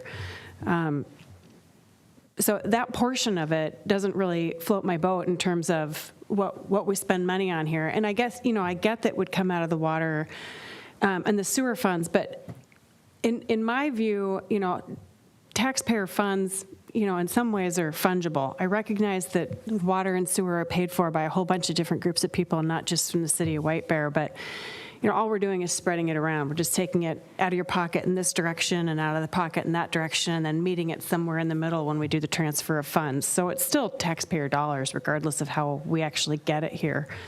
I don't want to undercut city staff. You've asked for it, and I get it. And I don't know what you do all day long. I don't want to. I mean, I do, but I don't. I don't want to do it. So I respect that, and I respect your comment on, well, they're asking for this. All the people are asking for it. And I guess my struggle is, well, we're asking for a lot of things. And at some point, we do have to say, we can't have all of it, because then you end up with even larger increases. And this isn't necessarily low-hanging fruit, but is it one you can say, maybe we just put it off for one more year? Maybe we just put it off for one more year. What happens if there's no communications specialist? The ambulance still goes out. The street still gets fixed. People still find out about the water main break. Maybe it's 15 minutes later or half an hour later, but I'm not sure that rises to the level of having to fix it right now. So I guess I'm a bit struggling. I'd be, I think, more inclined to support Mr. Edberg's method of giving the staff, I guess, just a little bit more time to make this, make their case. I know you did a beautiful job with the memo, but my struggle still is just, we're not a business. It doesn't matter how pretty the newsletter is. If somebody wants to read it, they should read it, even if it's in a bullet point font. And if they're not going to read it, how pretty do we have to make it in order to incentivize a taxpayer to read the document about what their taxes are paying for? So that's my struggle. It's not that it isn't valuable. It's just that, is it valuable enough? And I don't know. All right. Couple comments I have on this, and then you can go ahead. Well, you can go first, but. So it seems there's two things. There's one, is there a need? And then two, do we have the appetite to pay for it in a budget year that we're already at 20% plus increase? I'm a lot more sold on there is some need. I'm not fully as far as Councilmember Jones, when you say that people are demanding this. Some are, right? Some might be looking for an update to a water main break on social media, but from my seat as representing the whole city, I'm not getting calls or emails or complaints saying, you're not communicating to me. I didn't know that this was when the fall cleanup was, and I didn't know that there was a water main break, and I didn't know that this was the non-emergency police number, whatever it might be. So is there a need? Yeah, I mean, what I take the most serious is in Ms. Crawford's memo saying, here are all the different department heads that support it, and here's what they're doing extra above and beyond, and how it's taking away from their core functions. I take that very seriously, because that means we can get a lot of bang for our buck and saying we're alleviating a lot of things from your plate. So my thought right now is I think we eventually do get there to some sort of communication specialist.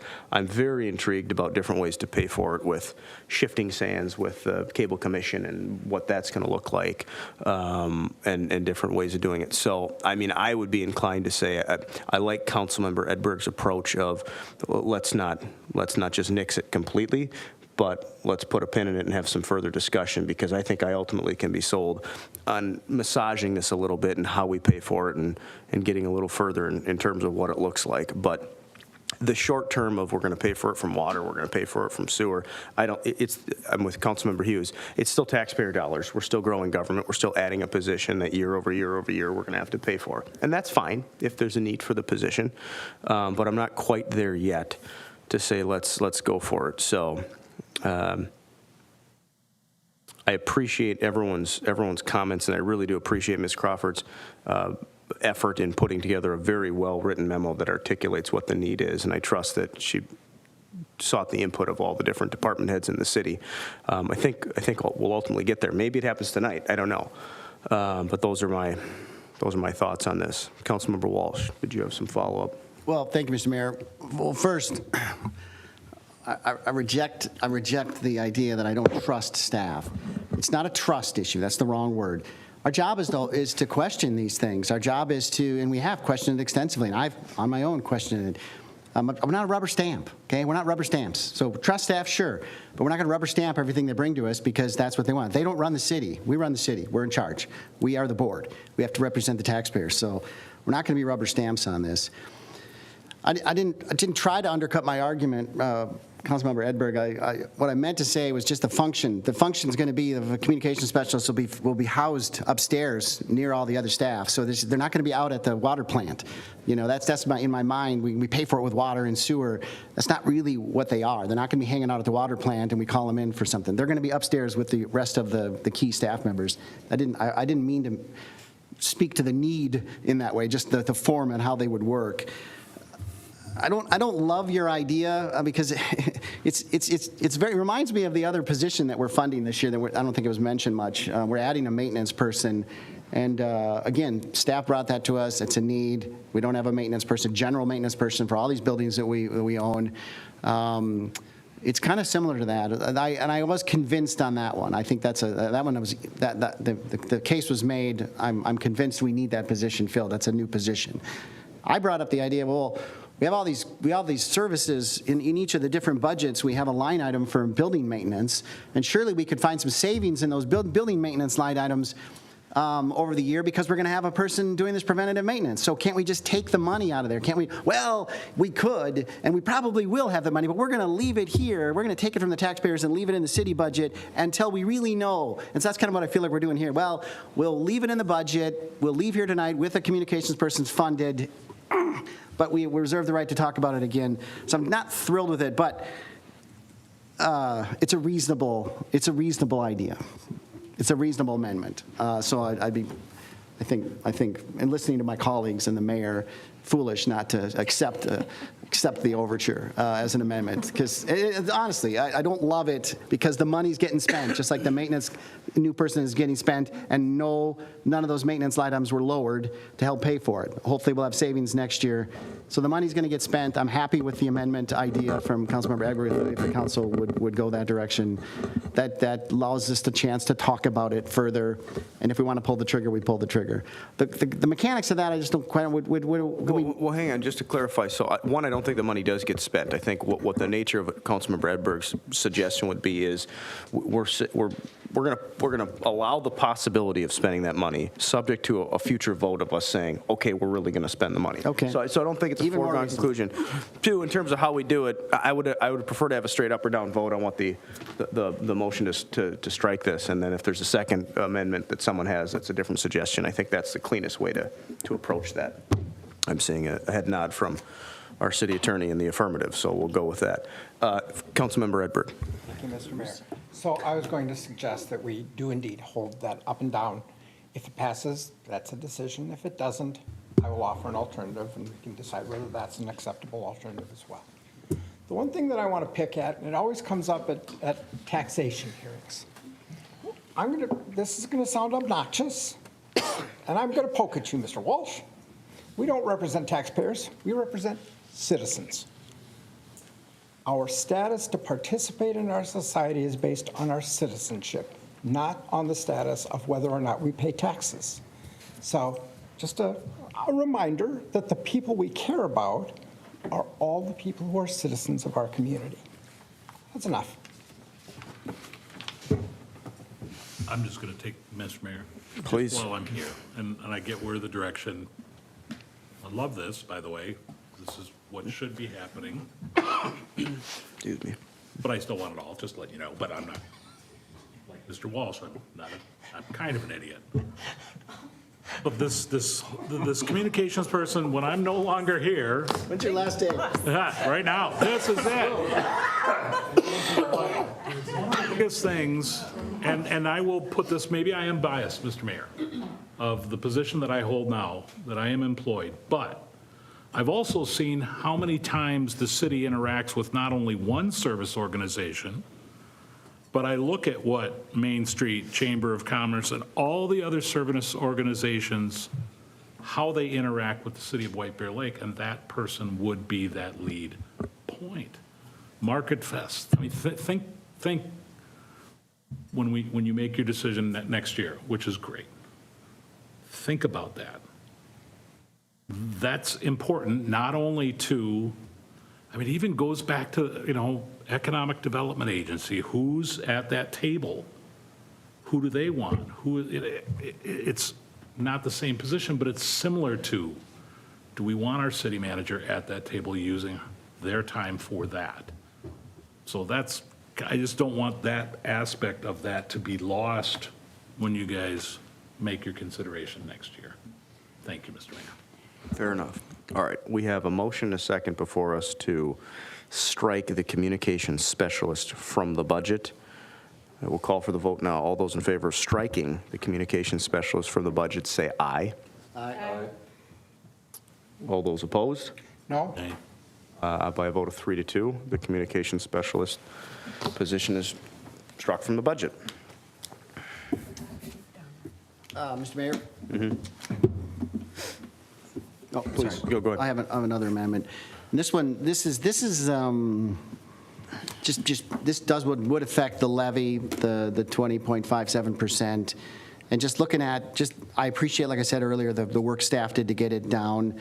I just think it's still a very, very large increase. And in this amendment, I'll just tell you what the amendment is. I think we could wait a year on the Emerald Ash Borer start. And the reason I've offered this as amendment, it really is the only thing reasonably left in the proposal, and I would defend the rest of the proposal.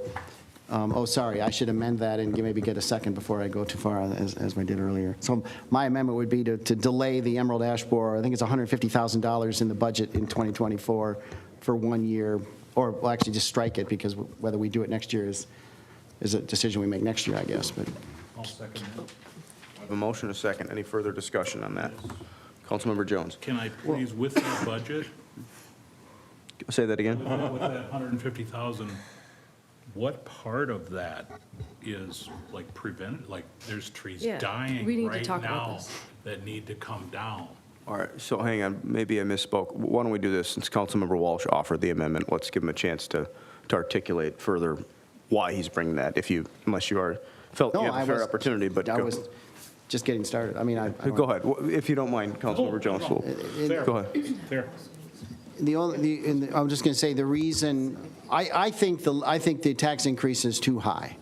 We heard a little bit of people at Truth and Taxation meeting voice that. I've heard it more this year than any other year I've been on the council about the size of this levy and all the other economic pressures going on and all the other parts of that levy, the school district piece, the Ramsey County piece, affecting people. So when you look at this budget, you say, all right, what are we going to cut? I do agree, and I've said this before, there's not a lot of fat in this budget. There's not a lot of fluff. There's not a lot of things you can point at and say that, you know, we could do without. The big increases in this budget we've talked about. We are getting our staff salaries in line. We're on a multi-year journey to do that. It's painful for taxpayers. It's a two-part process where we're catching them up and giving them raises to kind of keep them caught up. That's a big part of this increase this year. We are building a new building next door. Everybody can see that. You can actually see it. So you should understand that that's going to have a lot of debt service, and it begins now. That's a big part of this budget. We are adding firefighters, 2 more this year. There's a few more years of this left before we're done. It's a decision we've collectively made, kind of been made for us with the fact that we kind of have to go full time. But we've made this decision to go down this path, and I'm not going to move to strike 1 or 2 of the firefighters. We got lucky last year, maybe the year before, paid for with federal ARPA funds. That just put off the pain until this year. You're seeing that, okay. So the only thing left really to try to ease the pain on this increase is the Emerald Ash Borer money. Now, you know, it's $150,000 in 2024. Maybe I'm catching the body language from down the other end of the dais that maybe cutting all of that is a mistake. So maybe there's another number that's more appropriate if we could make a budget impact to lower the levy but not cause emergencies. So I'm open to another number if there's a more reasonable number to propose. But I think we should make one more cut tonight at this table to show an effort to the citizens that we are trying to keep this low, and this honestly, this is a delay. Somebody's, well, can't you just put things off? Well, we can, and we've done that a lot, so this is a delay. It's not going to mean we're not going to do it eventually, but this year with this, I don't believe we'll be back to 20% next year. I believe we'll be more in line with other years.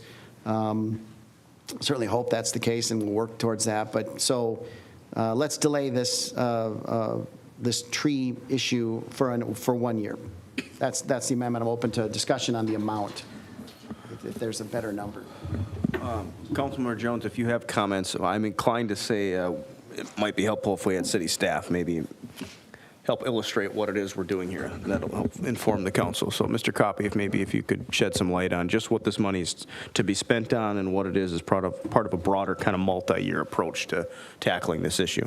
Mayor, members of the council, I believe EAB started, well, the program generally started in 2018 with a tree inventory, showing that we have just over 2,000 trees within the public right-of-way and our public active park areas, not including the preserve type areas. So we have, roughly 2,000 ash trees. City staff over the last 5 years or so have used about $25,000 or so per year to treat some of the specimen trees.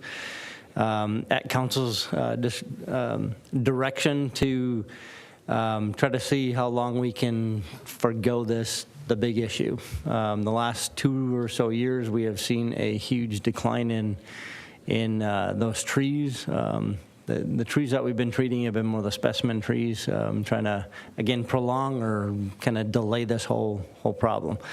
Now we are seeing a huge decline even in private property trees. So each one of our residents are homeowners. We're getting complaints from, neighbors, things like that. My neighbor's tree is dying, it's going to fall on my house, those kind of things.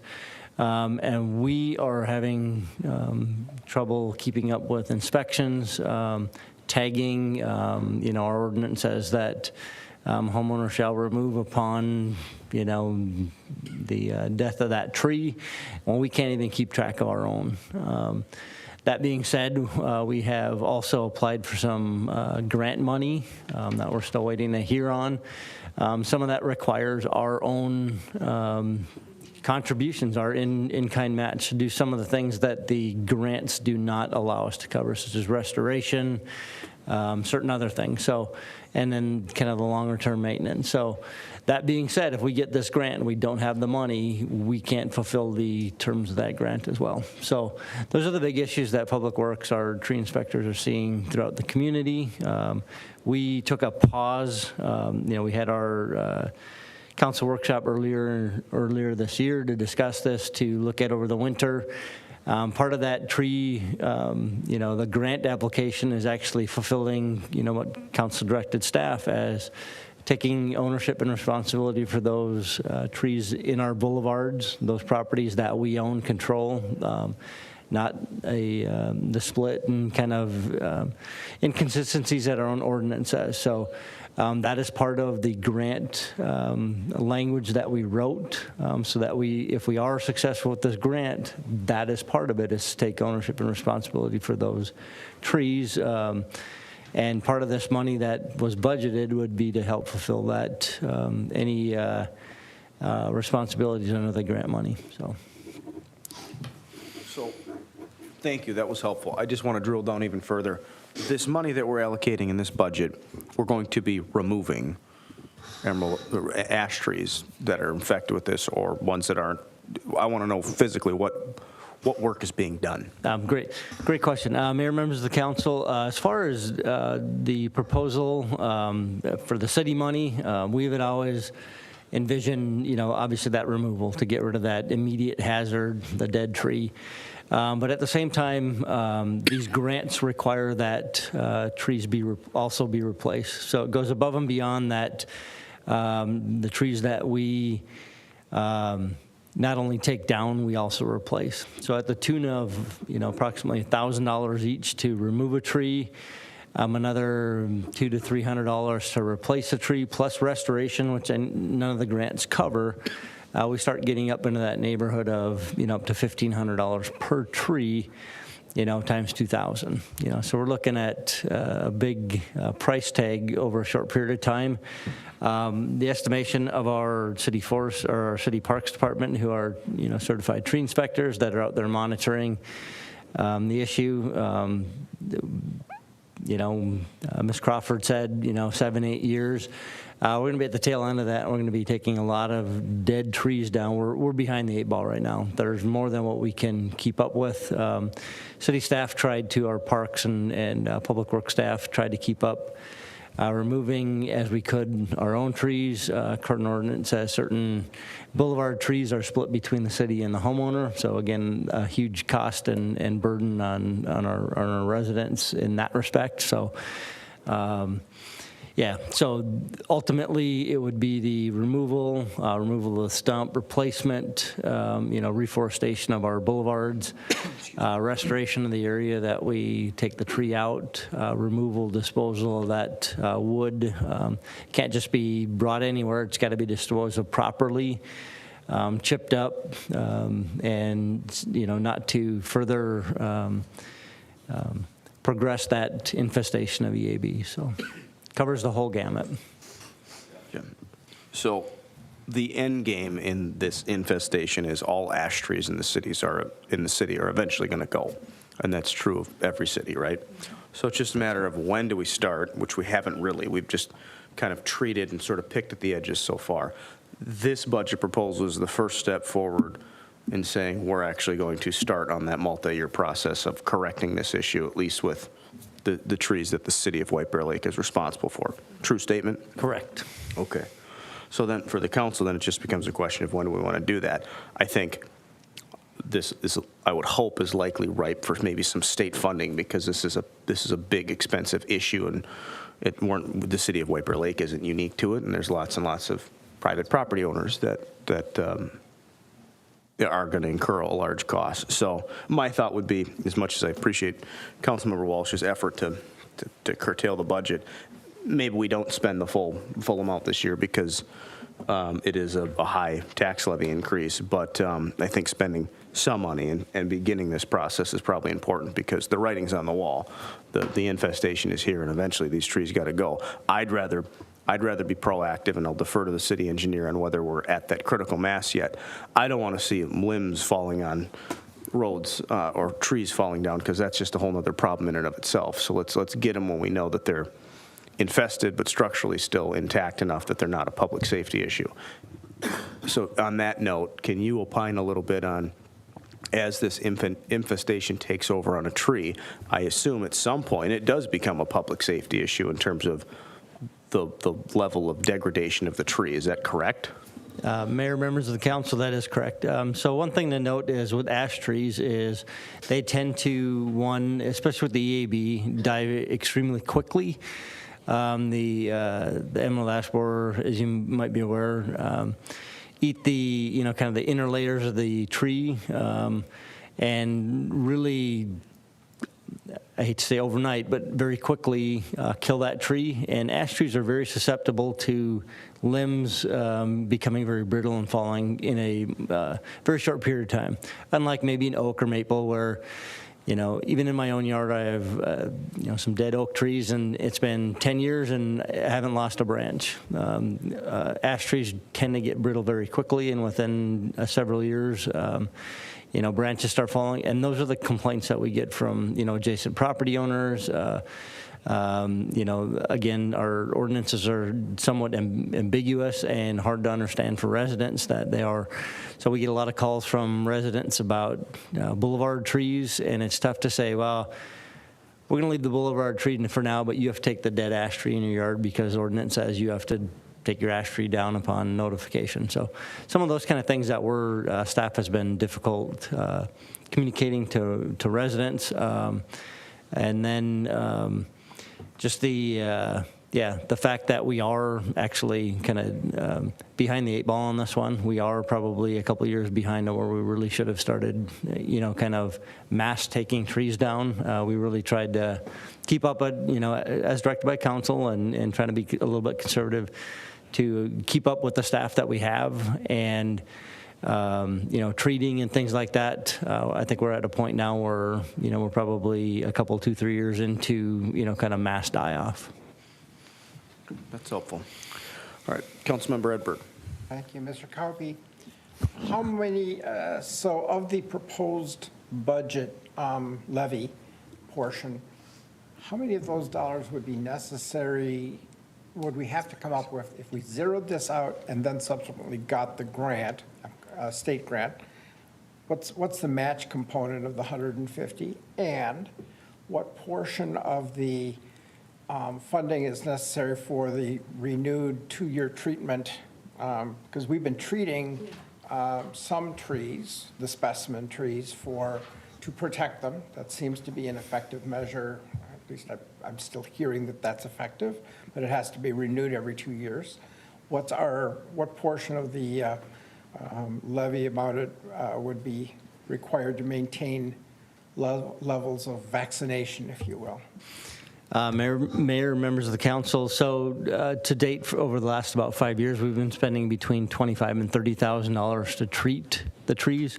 That price obviously keeps going up, so we started, probably closer to 20 when we first started 5 years ago. We're up to about $30,000 to treat those trees, and forgive me, I don't have the exact number, but it's about 600 total trees, if I recall correctly, so about 300 every other year that we've been treating.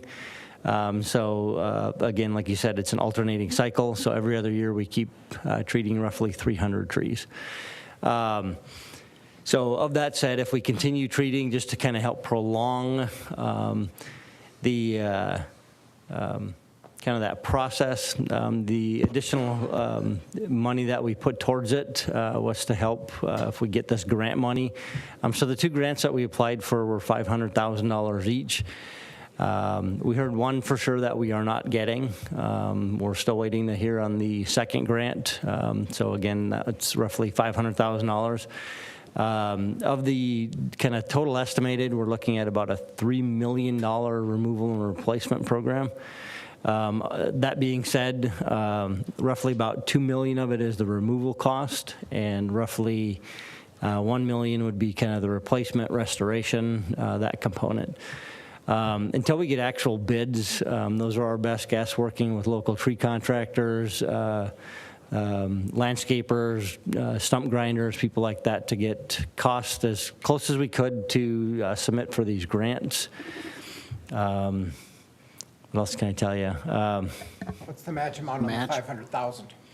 So of the match, there's not technically a match, but there are components of that program that are not covered. So the things that staff knows is not covered is the restoration. So once we go in, we grind that stump, the hauling away of the material, the restoration, the sodding, the seeding of people's yards is not covered.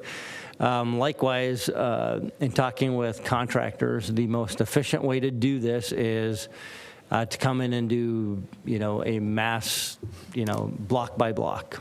So that's the most cost-effective. Shut a street down, cut all the ash trees down, haul them away and move them out. So that's the most cost-effective. There's going to be some, based on the grants, where we have to replace one for one. There are areas in town that we have that we know in some of the, you recall the water gremlin tree planting program, the free trees that we got. There's a lot of areas that we go in and we cannot replace. So those would be ineligible for the grant money. So we might come into a neighborhood or whatnot, we say, well, let's skip that street because we know we have a sewer main or a water main under that boulevard. We can't plant trees. They'd be over the utilities, they'd be, under overhead power lines, things like that. They might have started that way years ago, but we would not, in today's, best judgment, put them back in those areas. So the removal of those trees might not be covered. So it's to cover those gaps where we know that we can't get, we can't count that specific removal for funding. And then likewise, all the restoration of those areas that we would do the actual removals. The last thing I'll just note is that I have received a number of unsolicited comments from citizens. The storm this past summer affected not just ashes, but drive up 61 and by Goose Lake and take a look at the dead willows and all of the other that are part of the experience entering our city, our neighborhoods. This is a big deal, and it's not, we can monetize it. There was a time, 1961, when we were a Tree City, USA, or whatever that's worth. It's like, trees are important. They're not taxpayers, though. I'm not sure they're citizens either. Councilmember Jones. So my biggest concern is I don't think 150 is enough, because I think we'll spend that taking down the ones that are already dead. As I walk my block and a half to Sunrise and do the loop around to Birch and come back on my McKnight, I count 15 dead trees, half of which were not dead last year. They weren't dead. And they're on the boulevard. They're in city right away. What are we going to do about those? They're dead. And 150 grand isn't going to touch that, because I can't believe my neighborhood's any different than anywhere else where they planted emerald ash borer. So I think it's going to be emergency fund usage, because this is Cedar Avenue, this is McKnight. These are roads that are traveled. And at least 2 or 3, including the one in my front yard, if it falls the right direction, it's falling on my house. And I'm not being dramatic. These are 60-year-old, they're big ash trees. And that's not the only one. So that's my big concern, is what is the city doing about these trees that are dead? They're dead. What are we doing about them? They're on the boulevard. Do something about it. Fix it. That's what I'm being told. And it's like, well, we got to have money. Thank you, Mr. Mayor. Councilmember Walsh. Well, thank you, Mr. Mayor. I after listening to Mr. Coppy discuss the grant, I don't want to screw up the grant. I think that'd be foolish. If we're in store for a $500,000 grant and we need some money to keep up with that, in terms of the restoration and the planting on the side, I think taking the whole 150,000 is not necessary, not prudent. So if I don't know the procedure, if I can just change my amend my amendment, change the number to 75 instead of 150, that leaves half of the money in there. By the way, no one's arguing that it's not a good idea. This is not an argument on the merits of the proposal. It's just on the timing and the balancing for this year's tax hit. So and I agree with all of the need.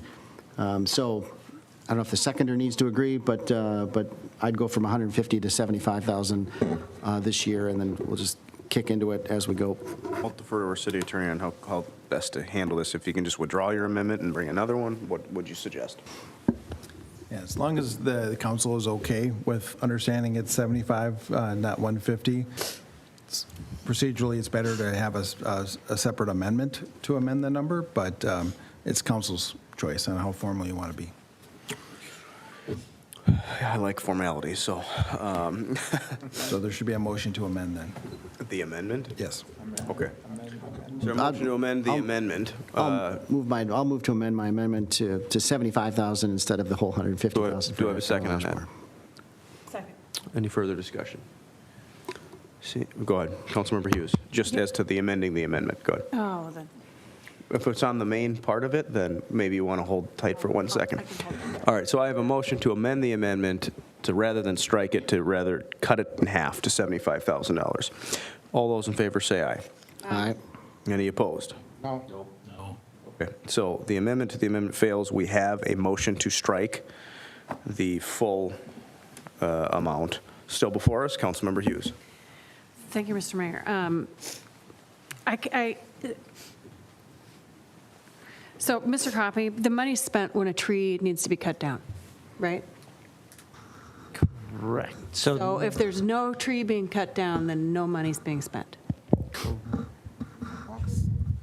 except for the treatment dollars. Yeah, so the treatment, so Mayor, members of the council, the money in the budget was to do a number of things. One is like I had mentioned before, is the continuation of that treatment of, roughly 300 trees per year, so that's alternating years. The rest of the money, again, we're anticipating that cost is going to continue to go up, so it's going to be, something in excess of $30,000 that would, be to that. And then the other money is anticipation that if we do get that grant, that we would use that for our, ineligible costs, I'll call them. And then, in addition, we have trees that have to come down. Again, $100,000 won't touch what we actually have in the ground. Obviously, that allows staff to pick and choose the worst ones to protect public safety, whatnot. So, but yes, from the grand scheme of things, if we don't do anything, we don't spend the money, but there are things that we have to do to protect public safety in some realm. So there's $30,000 that's going to go to treating a bunch of trees you've already tagged, plus or minus, and then the other 120, plus or minus, will be on taking down trees that are already dead and are already causing public nuisance. Correct.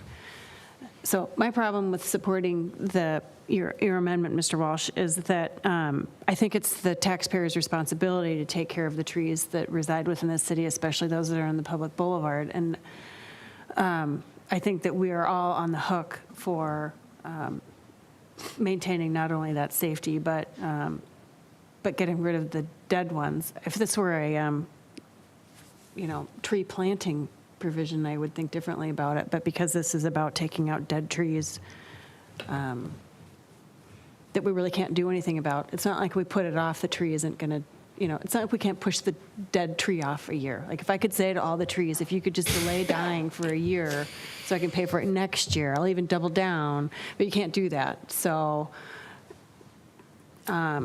I guess I would hope in the interest of frugality, frankly, that we only take down the worst of them. But since it's probably impossible to know what those are, that hopefully that grant comes through and somebody else, some other greater governmental agency kicks in even more money for what really is a much bigger problem than just our cities. So thank you. Councilmember Jones. Mr. Calpe, what is our ordinance if a resident has a dead tree within their yard? You referred to it earlier.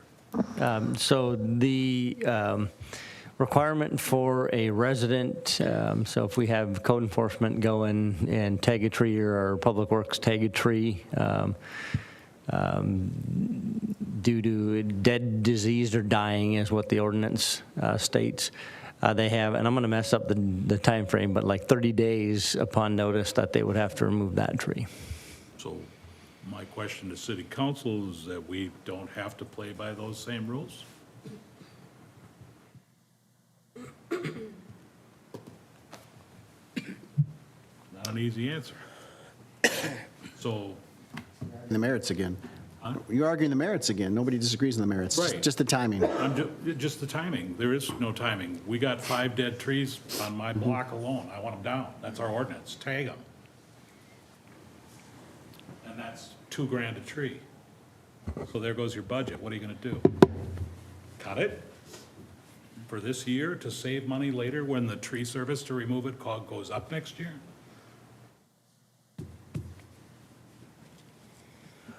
Any further discussion on the motion to amend the resolution to cut the funding for the Emerald Ash Borer Disease and Dying Tree Program?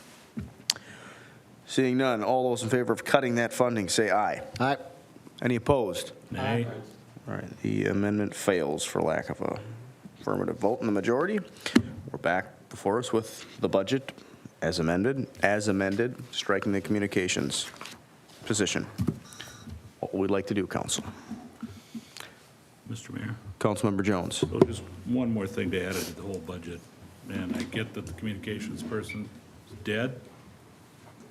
And, you know, we talk about the debt service. And I just also want to let the residents know, we have arguably the same building cost. I would argue that probably the Public Works building would be more. That was never paid any debt service because we paid cash for it. So nobody had to pay for that building for the last, since 2008 or 9. So, I mean, again, what the city has done in the past, actually disagreed with paying 100% cash for that, but we're getting a good value. And it hurts all of us on this council to do this. And I kind of feel like, well, it's my last vote. I'll vote for it. Who cares? And I'm gone. I don't have to hear it. There is a guilt aspect in that, but it's like it's a tougher vote for you folks than for me. And I appreciate all the arguments that you guys made to make it the best budget you could make for what we need to do. Thank you, Mr. Mayor. Thank you. All right, well, I currently have a motion and a second on the resolution number 1, adopting the 2024 budget as amended. Any further discussion on this? Seeing none, all those in favor say aye. Aye. Any opposed? Nope. Motion carries, the resolution passes. We have a second resolution before the council, which is the resolution approving the 2023 tax levy for the taxes collectible in 2024 for the city of White Bear Lake. Council, what would we like to do with that? Move to approve. Motion, do I have a second? Second. Any further discussion on this resolution? Seeing none, all those in favor say aye. Aye. Any opposed? Nope. Motion carries, the resolution passes. Final resolution, which is committing fund balances for a specific purpose for the city of White Bear Lake. Entertain a motion to approve that resolution. Do I have a second? Second? Any further discussion on this? Seeing none, all those in favor say aye. Aye. Any opposed? Motion carries, that resolution passes as well.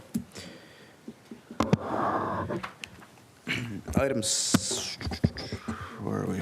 Item 7, unfinished business. We have a second reading of an ordinance adopting the 2024 fee schedule. Ms. Crawford. Mayor, members of the council, nothing has changed in the fee schedule, the proposal, since the first ordinance reading. So I did not plan to really have a robust presentation on this unless you'd like me to, or if you have, I guess maybe I'll start with standing for any questions that you may have. I just have one thing that stuck out, and I mentioned at the last city council meeting, that we're as in terms of a percentage for the alcohol licensing, they are significant. There's no question about it for at least a few of them. And I understand that we're way out of date and we haven't adjusted those licenses since 2004.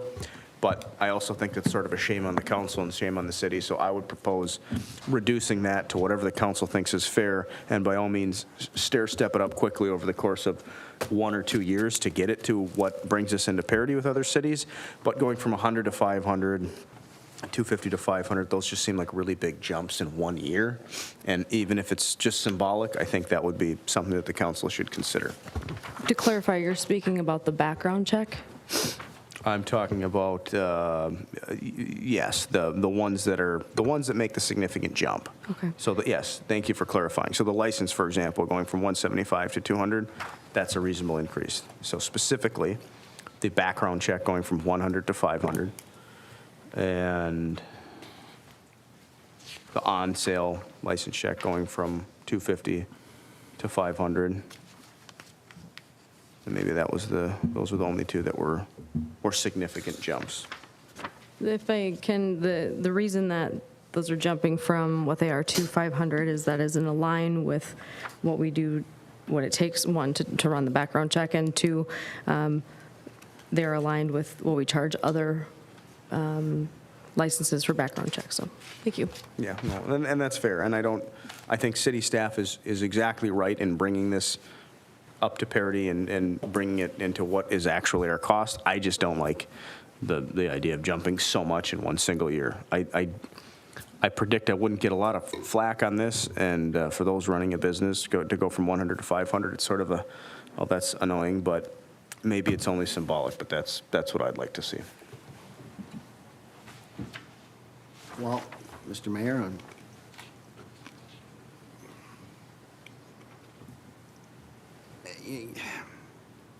so you just would like to see it maybe not be such a jarring jump in year one.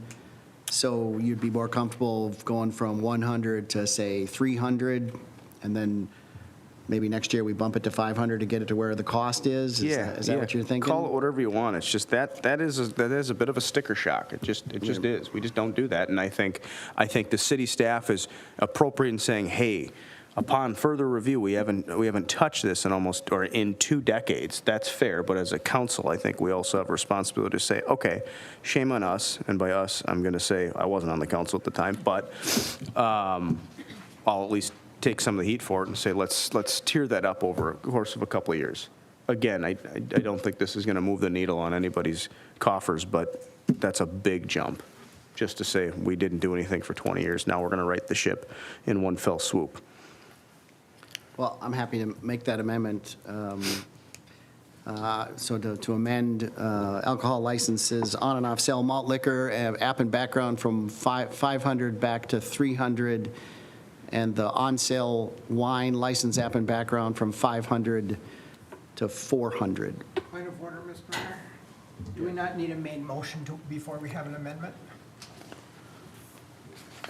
I suppose that's true. Yes, we do. So I'd entertain a motion to approve the fee schedule. I'll move approval of the fee schedule as presented. Do I have a second? Second. Any further discussion on this? Councilmember Walsh. Then now would be the appropriate time for my amendment. Thank you. So alcohol licenses, the first one, on and off sale malt liquor and app and background, change the 500 to 300. And then a few lines down, on sale wine license app and background from 500 to 400. The jump there being 250 to 400, and the jumping 100 to 300 on the first one. Got it. I have a motion before us. Do I have a second on that motion? Second? Any further discussion on that? Councilmember Hughes. Yeah, I have no problem with it being 500 and being the exact same cost as every other person pays, because that's what it actually costs us as a city to run it. And so I don't feel the need to have any other taxpayer pay for that, simply because we haven't raised the dollar amount until right now. Do I have to say it all again, though? No, you're fine. So I won't be supporting the amendment. Okay, any further discussion on this? All those in favor say aye. All right. Any opposed? Nay. All right. All right. So, any further discussion on the fee schedule as before us? Seeing none, all those in favor say aye. Aye. Any opposed? Motion, the ordinance, well, we're passing the fee schedule, so that was the ordinance. Now there's the accompanying resolution to go with that. I'd entertain a motion to approve the any further discussion on the resolution? Seeing none, all those in favor say aye. Aye. Any opposed? Motion carries. That resolution passes. All right, item 8A.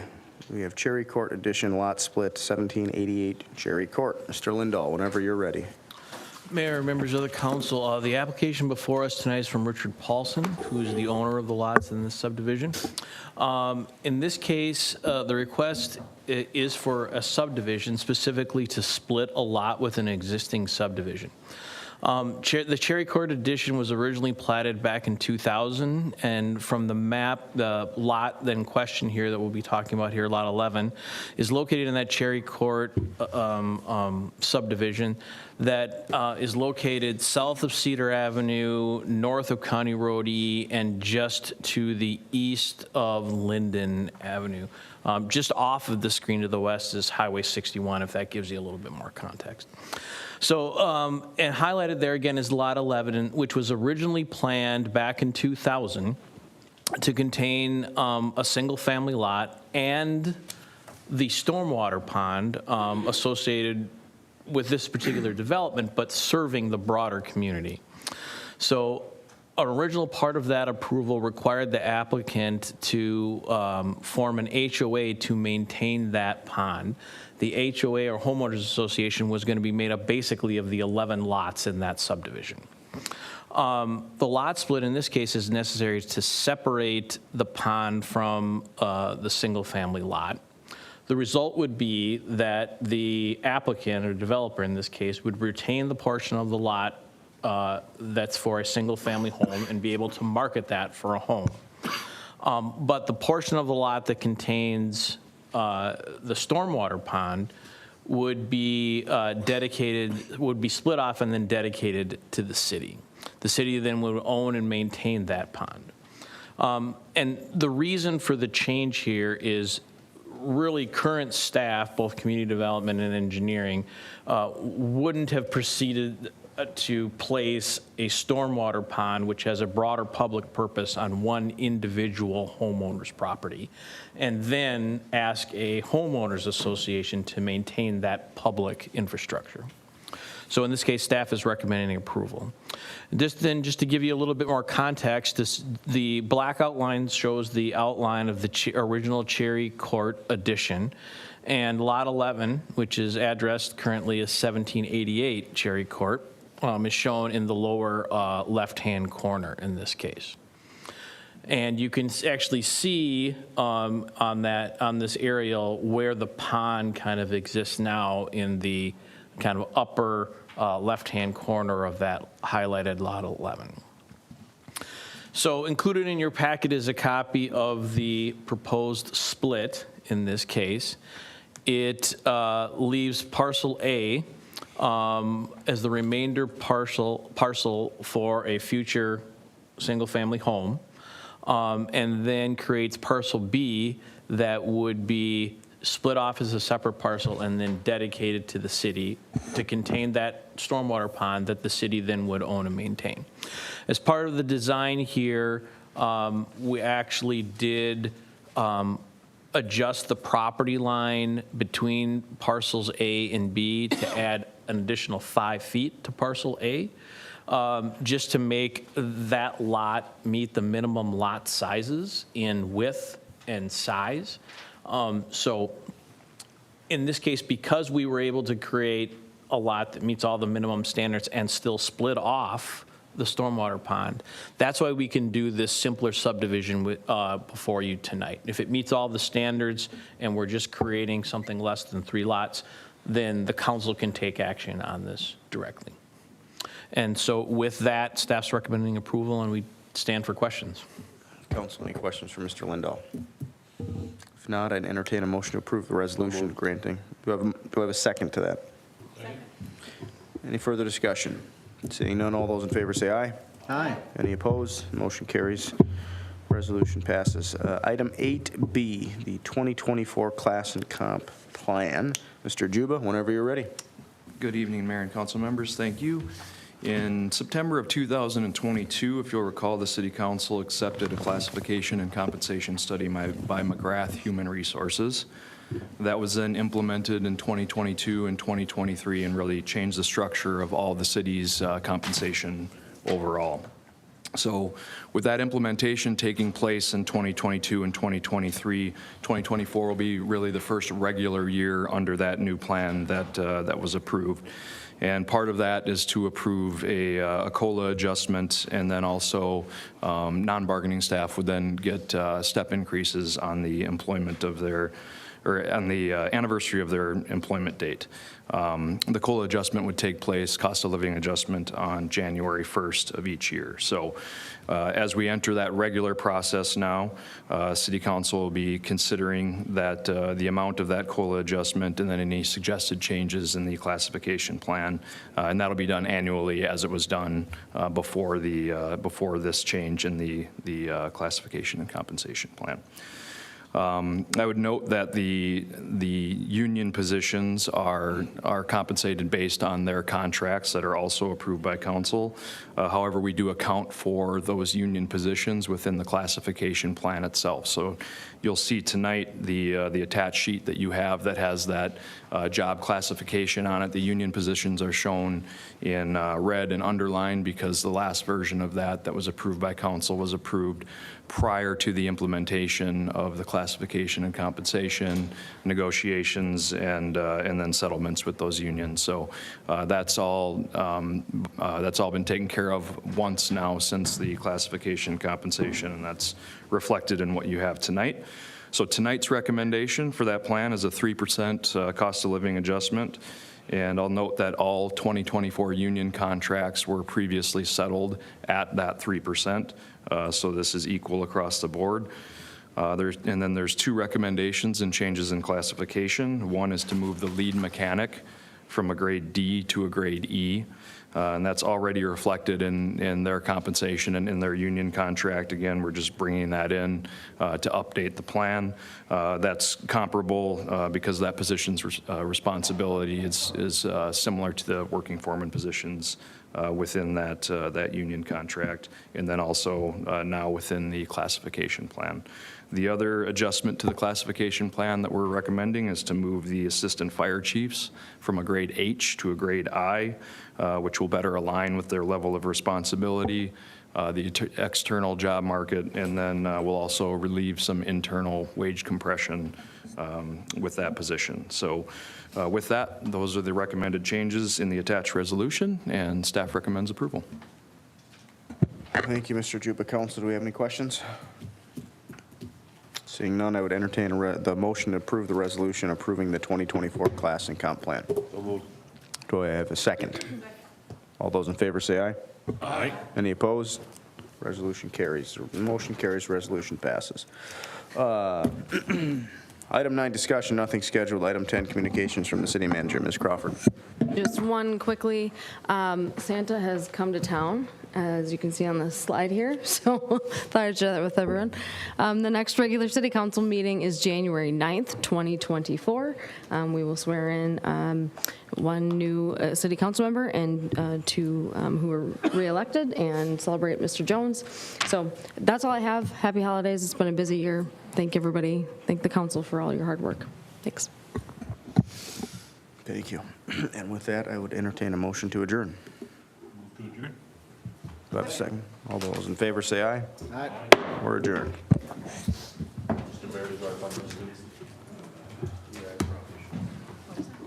All right, if you take that, we're going to start HRA.